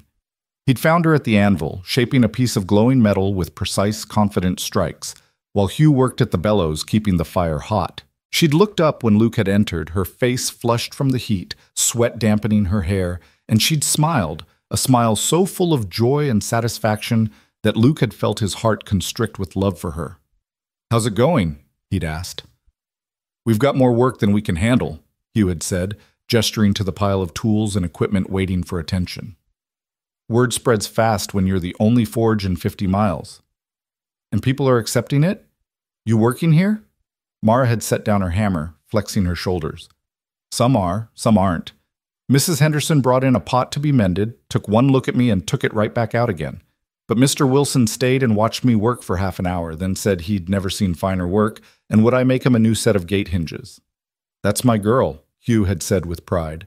Luke had watched them work together, father and daughter, moving around the forge with practiced ease, and he'd realized that this was what Mara had always been meant to do. Not to conform to someone else's idea of what a woman should be, but to claim her own space, her own skill, her own power. That evening, as they'd ridden back to the Triple Bar together, Mara had been quiet, and Luke had sensed something weighing on her mind. "What is it?" he'd asked finally. "I'm happy," she'd said, and there'd been wonder in her voice. "I'm actually genuinely happy. I'm doing work I love. I have a husband who supports me. My father's alive and healing. And it scares me, Luke, because I keep waiting for something to go wrong, for this all to be taken away." Luke had pulled the wagon to a stop, turning to face her fully. "Nothing's going to take this away. We fought too hard for it, both of us. This is our life now, Mara. Not perfect, not without its challenges, but ours. And I'll be damned if I let anything or anyone destroy what we've built." She'd kissed him then, there on the road with the sunset painting the sky in fire colors, and Luke had tasted salt on her lips, tears of joy, or relief, or maybe just release of all the fear she'd been carrying. "I love you," she'd whispered against his mouth. "I love you so much, it terrifies me." "Good," Luke had said, "because I love you the same way, and it's much less terrifying when you're not alone in it." They'd made it back to the cabin as darkness fell, and for the first time since Hugh had moved in, they'd had the place to themselves, the old blacksmith having insisted on staying in town near the forge, sleeping in a small room they'd built adjacent to the workshop. That night, Luke and Mara had celebrated their happiness the way married couples do, with passion and tenderness and the kind of intimacy that comes from truly knowing another person. Afterward, lying tangled together in the darkness, Luke had thought about how far they'd come from that awkward wedding day when they'd been strangers bound by obligation. "Luke?" Mara's voice had been sleepy, content. "Yeah? When you ran into that fire for my father, I realized something." "What's that?" "That you'd become my family, really, truly my family. Not just because we said words in a saloon, but because you chose to be.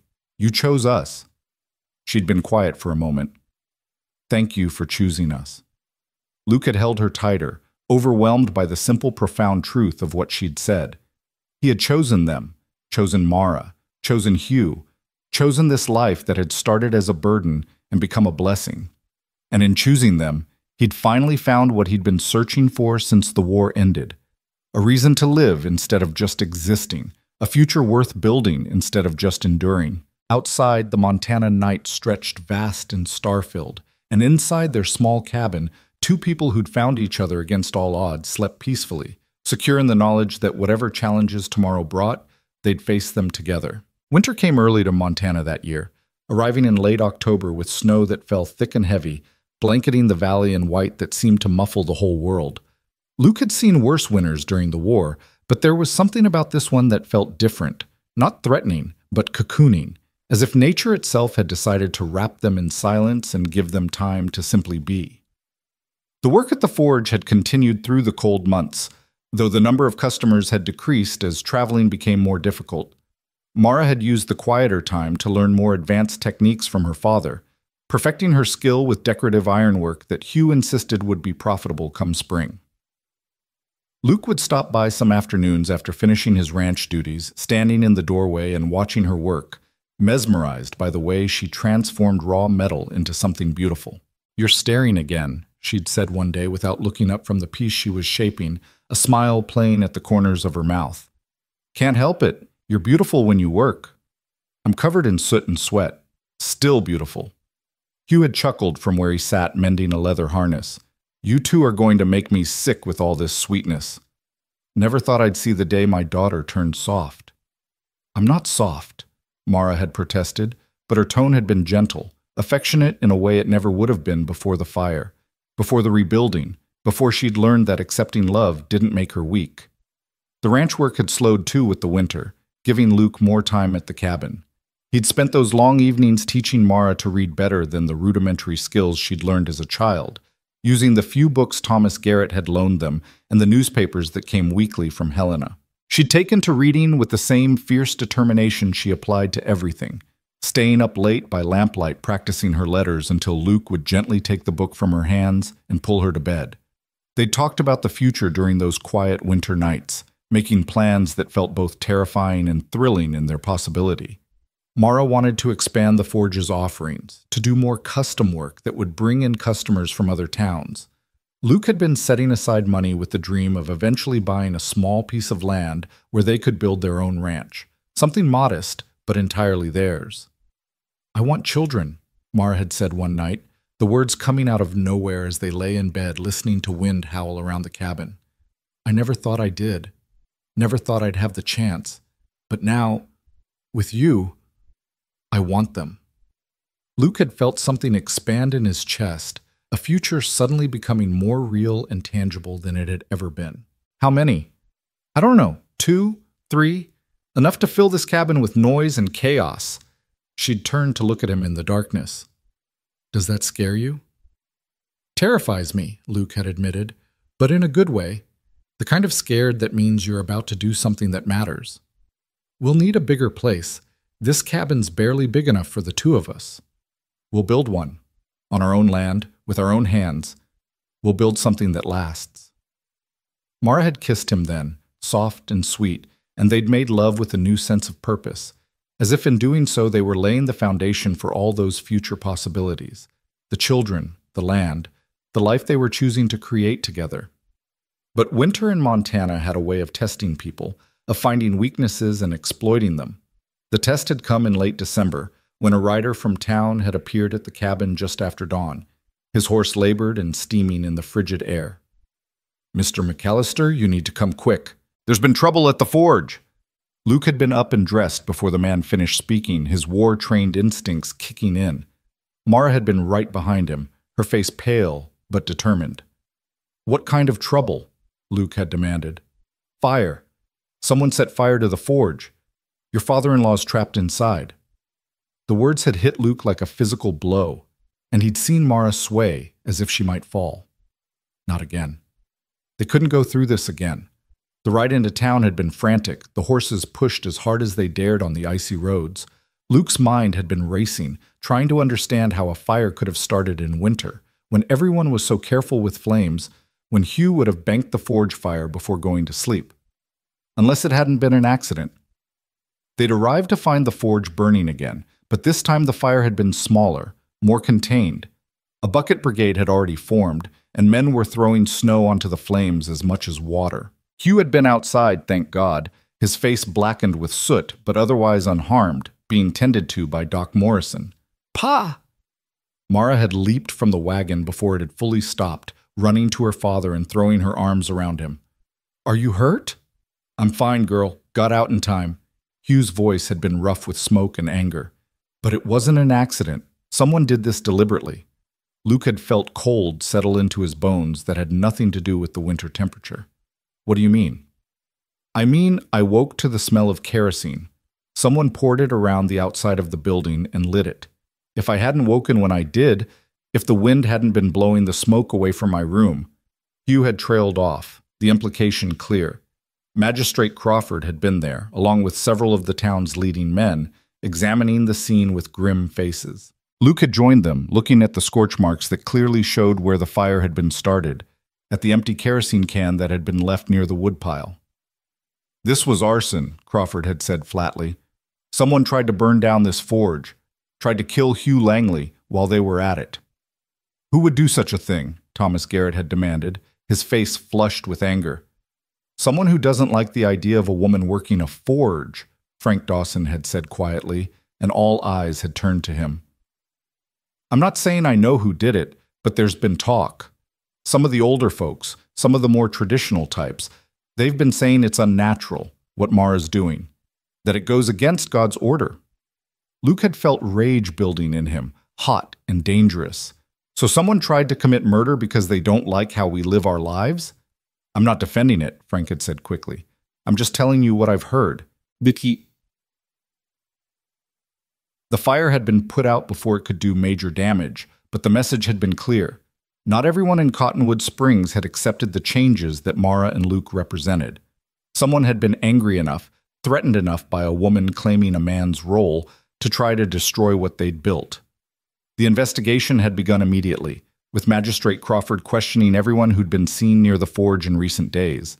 But winter meant fewer people were out and about, fewer witnesses to anything suspicious. The culprit had chosen their timing well. Mara had refused to be intimidated. The next morning, despite Luke's protests, she'd been at the forge with her father, cleaning up the damage and making repairs. Her face had been set with determination that Luke recognized. She wouldn't be driven away by fear or threats. "You should let this go," Luke had said, watching her work. "At least until they catch whoever did this." "Oh, let it go?" Mara had turned on him, her eyes blazing. "That's exactly what they want, Luke. They want me to be scared, to give up, to go back to being what they think a woman should be, quiet and invisible and safely contained in someone's kitchen. Well, I won't do it. I won't give them that satisfaction. I'm not asking you to give up. I'm asking you to be safe." "Safety's an illusion," she'd said, turning back to her work. "I learned that when my mother died, when the town decided I was unmarriageable, when my father nearly burned to death the first time. You can spend your whole life trying to be safe and still lose everything. At least this way I'm losing it while doing something I love." Hugh had placed a hand on Luke's shoulder. "She's right, son. Hard as it is to accept, she's right. We back down now. We're teaching whoever did this that violence works, that threats work. I won't live my life like that, and I won't ask my daughter to either." So they'd continued, but Luke had made sure one of them was always at the forge, always watching. He'd moved some of his things into the small room adjacent to the workshop, spending nights there even though it meant being away from Mara. He'd rigged up bells and alarms, things that would alert them if anyone approached the forge after dark. The town had been divided in its response to the arson. Some people, like Thomas Garrett and Doc Morrison, had been outraged, demanding justice and offering protection.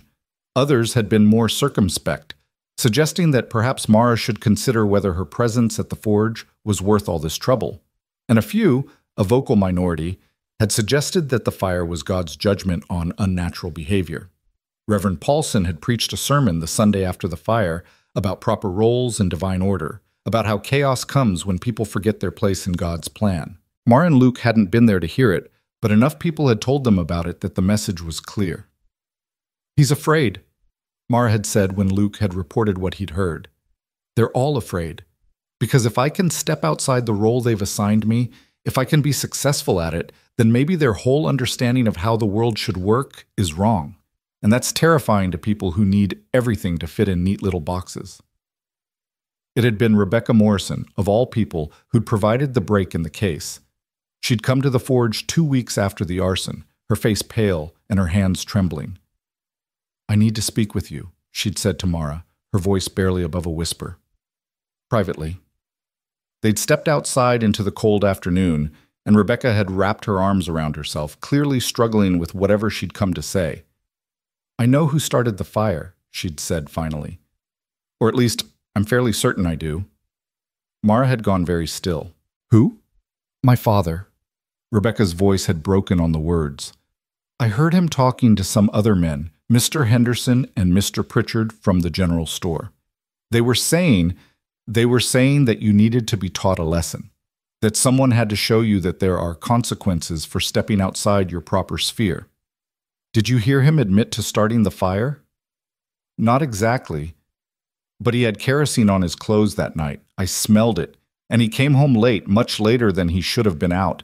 And the way he was talking, the satisfaction in his voice, Rebecca had started crying. I'm so sorry. I should have come forward sooner. He's my father. How do you turn in your own father? Mara had pulled the younger woman into an unexpected embrace. You just did something incredibly brave. Thank you.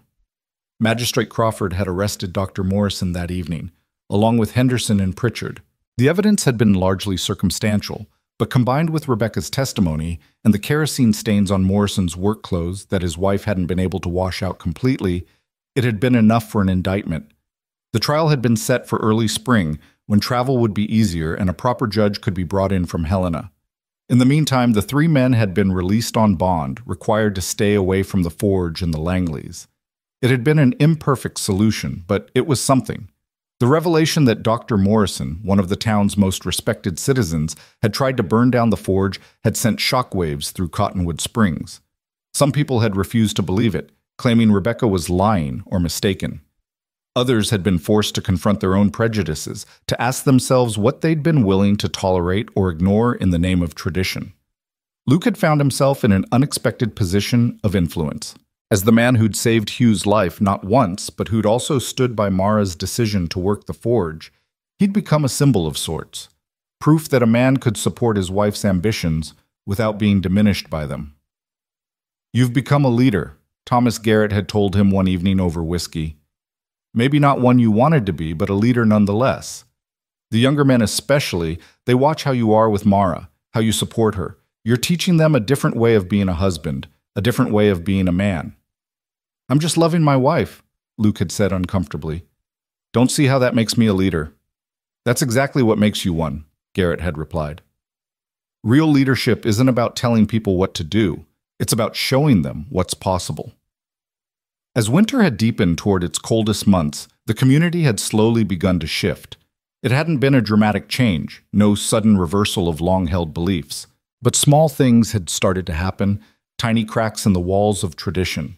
Mrs. Patterson had brought her daughter to the forge, asking if Mara would teach the girl some basic metalworking. She's got a knack for it, the seamstress had said. Seems a shame to waste it just because she's female.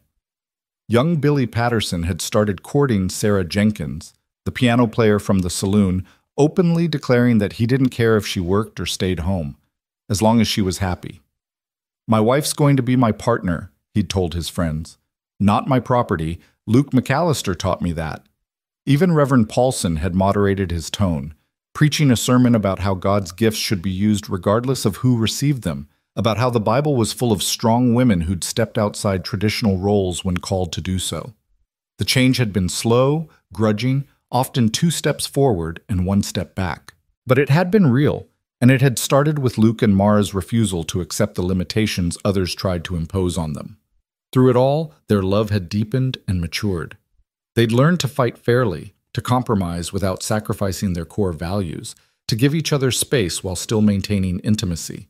They'd learned that marriage wasn't about losing yourself in another person, but about becoming more fully yourself, because someone else saw you clearly and loved what they saw.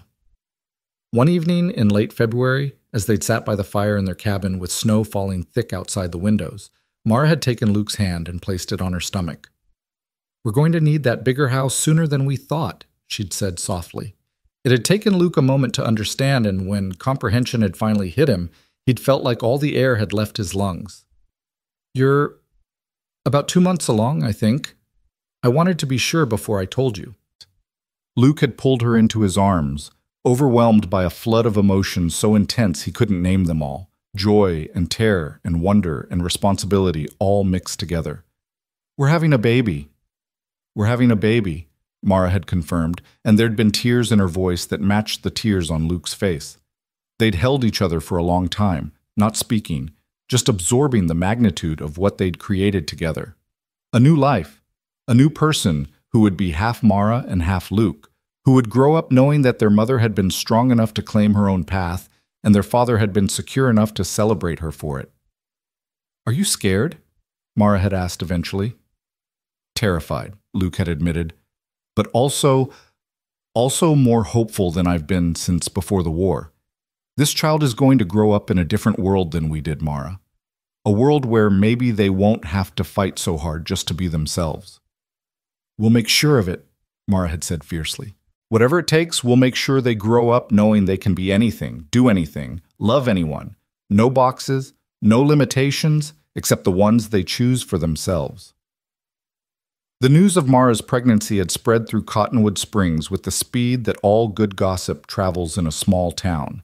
The responses had been mixed but largely positive, with women who'd previously kept their distance suddenly offering advice and hand-me-down baby clothes. Even Mrs. Henderson, who'd been one of Mara's harshest critics, had shown up at the cabin with a beautiful quilt she'd made, decorated with stars and mountains. "Every child deserves a warm welcome," she'd said gruffly, thrusting the quilt into Mara's hands. "Even if I don't agree with everything their mama does." Mara had accepted the gift with grace, understanding that this was as close to an apology as she was likely to get from the older woman. Hugh had been overjoyed at the prospect of becoming a grandfather, immediately beginning work on a cradle made from oak, carving intricate designs into the headboard during the long winter evenings. "This child's gonna know they're loved," he'd said, his scarred hands moving gently over the wood. "Going to know they come from people who fought for what matters." As winter had finally begun to release its grip on the valley, and the first hints of spring had appeared in the warming air and melting snow, Luke had started building the house they'd dreamed about. Thomas Garrett had sold him 10 acres of triple bar land at a price so reasonable it was essentially a gift, situated in a pretty spot near a creek with a view of the mountains. Every evening after finishing his ranch work, Luke had gone to the property and worked on the house, laying foundation stones and framing walls. Mara had joined him when she could, her pregnancy not yet advanced enough to slow her down, and together they'd literally built their future with their own hands. Other men had started showing up to help: Billy Patterson, some of the ranch hands, even Frank Dawson, who'd become an unlikely ally. They'd worked through the lengthening days of early spring, raising walls and putting on a roof, creating something solid and real and permanent. The house had been simple but well built, with 2 rooms downstairs and space in the loft for children to sleep as their family grew. It had real glass windows that Luke had ordered from Helena, a proper stone fireplace that Hugh had helped design, and a wide porch that faced west toward the mountains where they could sit and watch the sunset. The day they'd moved in, carrying their few possessions from the cabin to the new house, had been one of the happiest of Luke's life. The house had smelled of fresh timber and possibility, and when he'd carried Mara over the threshold, she'd laughed with pure delight.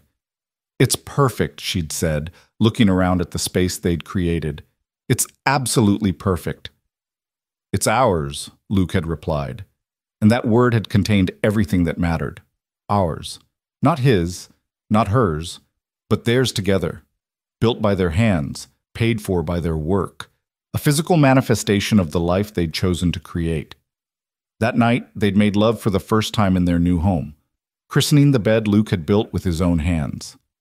Afterward, lying tangled together in the darkness, Luke had felt a contentment so deep it almost frightened him with its intensity. "I love you," he'd said, not for the first time, but somehow feeling like the words meant more here, in this place they'd built together. "I love you more than I thought it was possible to love another person." "I love you too," Mara had replied, her hand finding his in the darkness. "You took a woman no one wanted and made her feel precious. You took a marriage based on debt and transformed it into something real. You gave me back myself, Luke. How do I ever repay that?" "You already have," Luke had said. "Every day, every moment. You're my redemption, Mara. After the war, I thought I'd lost the ability to feel anything but duty and obligation. But you taught me how to love again, how to hope, how to believe that the future could be something other than just surviving from one day to the next." They'd fallen asleep like that, wrapped around each other, and when Luke had woken in the night to check on her, as he always did, he'd found her sleeping peacefully, one hand resting on her stomach where their child grew, a small smile on her face, even in sleep. The trial of Dr. Morrison and the other two men had taken place in late April, with a judge brought in from Helena to preside. The whole town had turned out for it, packing into the saloon where the proceedings were held, and the testimony had been damning. Rebecca had been the star witness, her testimony about what she'd heard and seen unshakable, despite her father's attorney's attempts to discredit her. Other witnesses had come forward too, people who'd heard Morrison and his co-conspirators talking about teaching Mara a lesson, who'd seen them near the forge at odd hours, who'd noticed the kerosene stains and furtive behavior.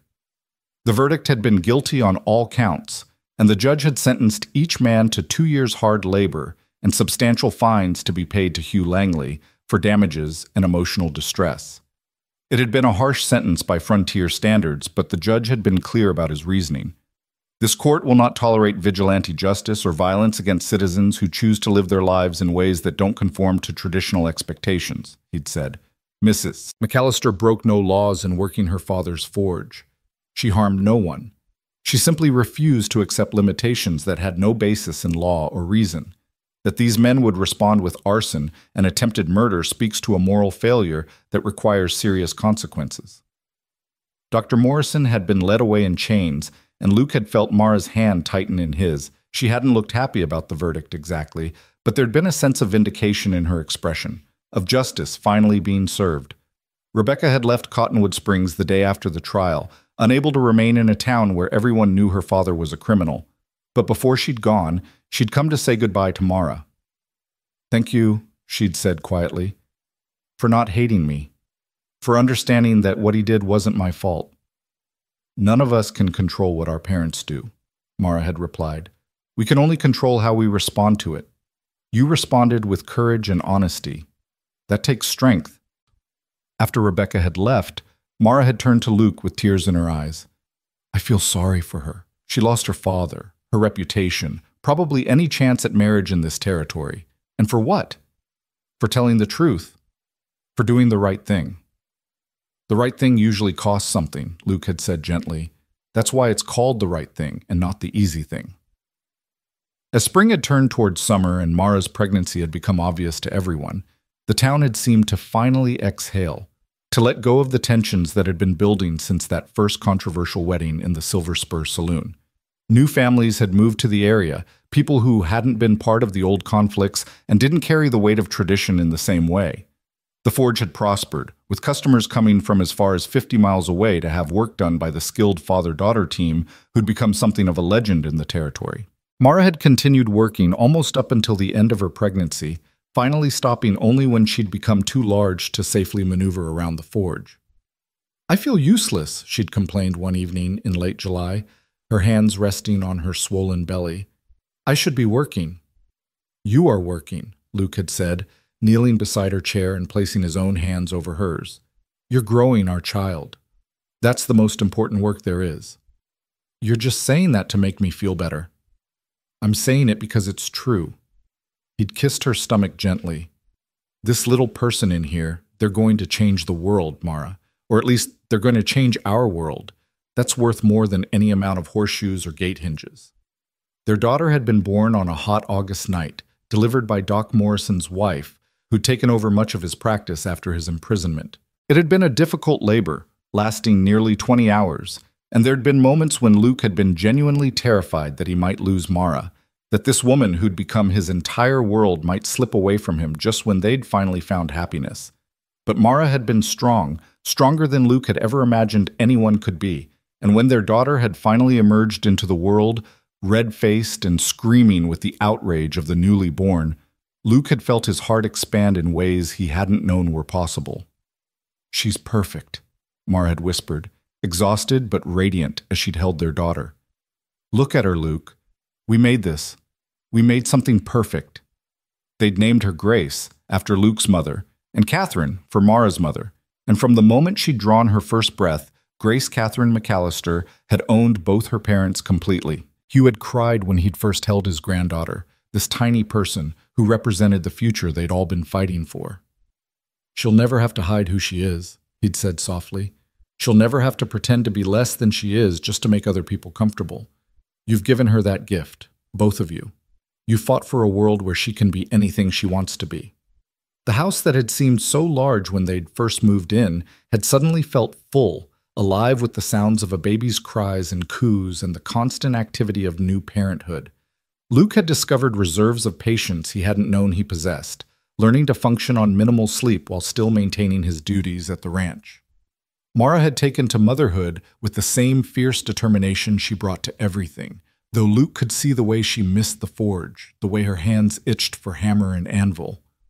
"Go back when you're ready," he'd told her one evening as she'd nursed Grace.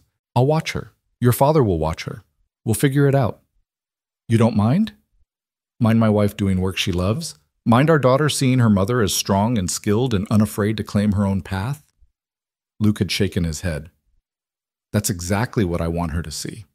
I want Grace to grow up knowing that women are just as capable as men, that love doesn't require sacrifice of self, that marriage is a partnership of equals."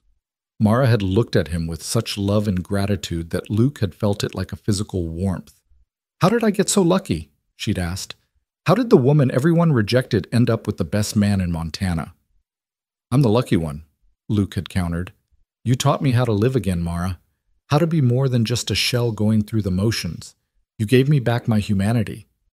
As summer had faded toward autumn, and Grace had grown from a helpless newborn into a baby who smiled and laughed and recognized her parents, Luke had reflected on how far they'd come. Less than 2 years ago, he'd stood in a saloon marrying a woman he didn't know to settle a debt he hadn't incurred, both of them resigned to a life of obligation and mutual tolerance at best. Now he had a wife he loved more than his own life, a daughter who'd already wrapped him around her tiny finger, a home they'd built together, and a future that stretched before them bright with possibility. The town that had once mocked their marriage now pointed to them as an example of what partnership could look like, how two people who chose to support each other could achieve more than either could alone. It hadn't been easy. God knew it hadn't been easy. There'd been fire and threats and trials, moments of doubt and fear and pain, but they'd faced it all together, and in facing it, they'd become something stronger than either had been separately. One evening in late September, almost exactly a year after that fateful Harvest Festival dance, Luke and Mara had sat on their porch watching the sun set over the mountains, Grace sleeping peacefully in her mother's arms. "Do you ever think about that night?" Mara had asked. "The festival? When everything changed?" "I think about it all the time," Luke had admitted. "I think about how scared we both were, how uncertain, and how one dance changed everything." "It wasn't the dance," Mara had said softly. "It was you. The way you looked at me like I mattered, like I was precious. That's what changed everything. You saw me when no one else would." "I saw what was always there," Luke had corrected. "I just had the sense to recognize it when everyone else was too blind." Grace had stirred in Mara's arms, making the small sounds that meant she'd wake soon and need feeding. Luke had reached over and gently stroked his daughter's soft cheek, marveling at the perfection of her tiny features. "She's going to be beautiful," he'd said. "She's going to be strong," Mara had corrected. "Beautiful is fine, but strong matters more. Strong means she'll survive whatever this world throws at her." "She'll be both," Luke had said, "just like her mother." As the sun had finally slipped below the mountains and the first stars had begun to appear in the darkening sky, Luke had felt a peace settle over him that he'd been chasing since the war ended. This was what he'd been fighting for, even when he hadn't known it. This moment, this family, this life. Not glory or honor or victory in any conventional sense, but simply the quiet joy of sitting on a porch with his wife and daughter, watching the day end and knowing that tomorrow would bring more of the same. They'd gone inside as the night grew cold, Luke lighting lamps while Mara fed Grace and settled her for the night. And later, lying in bed with Mara's head on his chest and their daughter sleeping in the cradle Hugh had carved so lovingly, Luke had thought about the journey that had brought them here, from strangers bound by obligation to lovers bound by choice. From a marriage of convenience to a partnership that had transformed not just their lives, but their entire community's understanding of what marriage could be. "Thank you," he'd whispered into the darkness. "For what?" Mara had asked sleepily. "For saying yes. For giving us a chance. for being brave enough to love me even when it would have been easier not to. Loving you has never been hard, Mara had said. Everything else was hard. Loving you was the easiest thing I've ever done. And in that moment, lying in the house they'd built together with their daughter sleeping nearby and their future spreading out before them full of promise and possibility, Luke had understood that sometimes the greatest blessings come disguised as burdens, and sometimes the thing you think will break you ends up being exactly what saves you. He'd married Mara to settle a debt, but she'd given him something priceless in return, a reason to live, a future to build, and a love that had transformed them both from broken, lonely people into something whole and strong and beautiful. Outside, the Montana night stretched vast and star-filled, and inside their home, a family born from obligation had become bound by the strongest force in the universe. Love freely given, freely received, and powerful enough to change the world. The years that followed Grace's birth passed with the peculiar speed that comes when life is full and rich and demanding. Luke would later reflect that time moved differently when you were happy, stretching out the precious moments while somehow also rushing past in a blur of days that became weeks, that became seasons, that became years before you could catch your breath. Grace had grown into a child who possessed her mother's fierce determination and her father's quiet strength, a combination that both delighted and occasionally terrified her parents. By the time she was 3 years old, she was already following her grandfather to the forge, watching with wide eyes as he shaped metal, asking endless questions about why fire was hot and how hammers worked and whether she could try. "She's got the gift," Hugh had said one afternoon, watching Grace toddle around the forge under her mother's watchful eye. Same as her mama. You can see it in how she watches the metal, how she understands that it's alive in its own way. Mara had returned to work at the forge when Grace was 6 months old, bringing the baby with her and working while Grace slept in a specially made cradle near the workbench. The town had initially been scandalized. What kind of mother brought an infant to a forge with all its heat and noise and danger? But Mara had been unmoved by their criticism. "My mother brought me to the forge when I was a baby," she'd told Luke. "I grew up breathing in iron dust and learning the rhythm of hammer on anvil. It didn't hurt me. If anything, it made me who I am."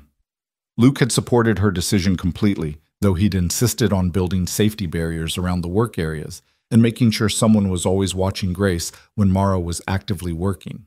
The arrangement had worked better than anyone expected, with Grace seeming to find the sounds of the forge soothing rather than frightening, often sleeping more peacefully there than she did in the quiet of their home. The business had continued to grow and prosper. Word had spread throughout the territory about the quality of work coming from the Langley Forge, and customers had traveled from as far as Billings and Great Falls to commission custom pieces. Mara had developed a reputation for decorative ironwork that was both beautiful and functional, creating pieces that wealthy ranchers displayed with pride. Luke had been promoted to ranch manager at the Triple Bar after Thomas Garrett's previous manager had retired, a position that came with increased responsibilities and better pay. The extra money had allowed them to expand their own small herd of cattle and invest in improvements to their property, slowly building the foundation of what they hoped would one day be a ranch of their own. They'd had 2 more children in the years that followed Grace's birth. James had come when Grace was 2, a sturdy boy with Luke's gray eyes and serious demeanor, followed 3 years later by Eleanor, a laughing baby with Mara's dark hair and fierce spirit. The house that had seemed so spacious when they'd first built it had become comfortably crowded, filled with the chaos and joy of 3 children growing up wild and loved in the Montana mountains. Hugh had gradually stepped back from the day-to-day operations of the forge, as arthritis had claimed his hands and age had stolen his stamina. He'd spent more time teaching than working, passing on decades of accumulated knowledge not just to Mara, but to a handful of young apprentices they'd taken on, both boys and girls, because Mara had insisted that skill had no gender, and she wouldn't perpetuate the limitations that had been placed on her. "You're changing the world," Luke had told her one evening as they'd watched one of her female apprentices, a girl named Sarah, successfully complete her first solo project. "One apprentice at a time, you're changing how people think about what's possible." "I'm just teaching people who want to learn," Mara had protested, but Luke had seen the pride in her eyes, the satisfaction of knowing she was creating opportunities for others that she'd had to fight so hard to claim for herself. The town had changed too, slowly but undeniably. The trial of Dr. Morrison and his co-conspirators had become a turning point, forcing Cottonwood Springs to confront its own prejudices and decide what kind of community it wanted to be. Some of the older generation had never truly accepted the changes, continuing to grumble about the decay of traditional values and the unnatural order of things. But the younger generation had embraced the new possibilities, with several young women pursuing trades or business ventures that would have been unthinkable a decade earlier. Billy Patterson had married Sarah Jenkins, and they'd opened a music school together, with Billy teaching woodworking and Sarah teaching piano. Young Tom Wilson had shocked everyone by becoming a teacher rather than following his father into ranching, claiming that Luke McAllister had shown him that a man's worth wasn't measured by how closely he conformed to expectations, but by how honestly he lived his own truth.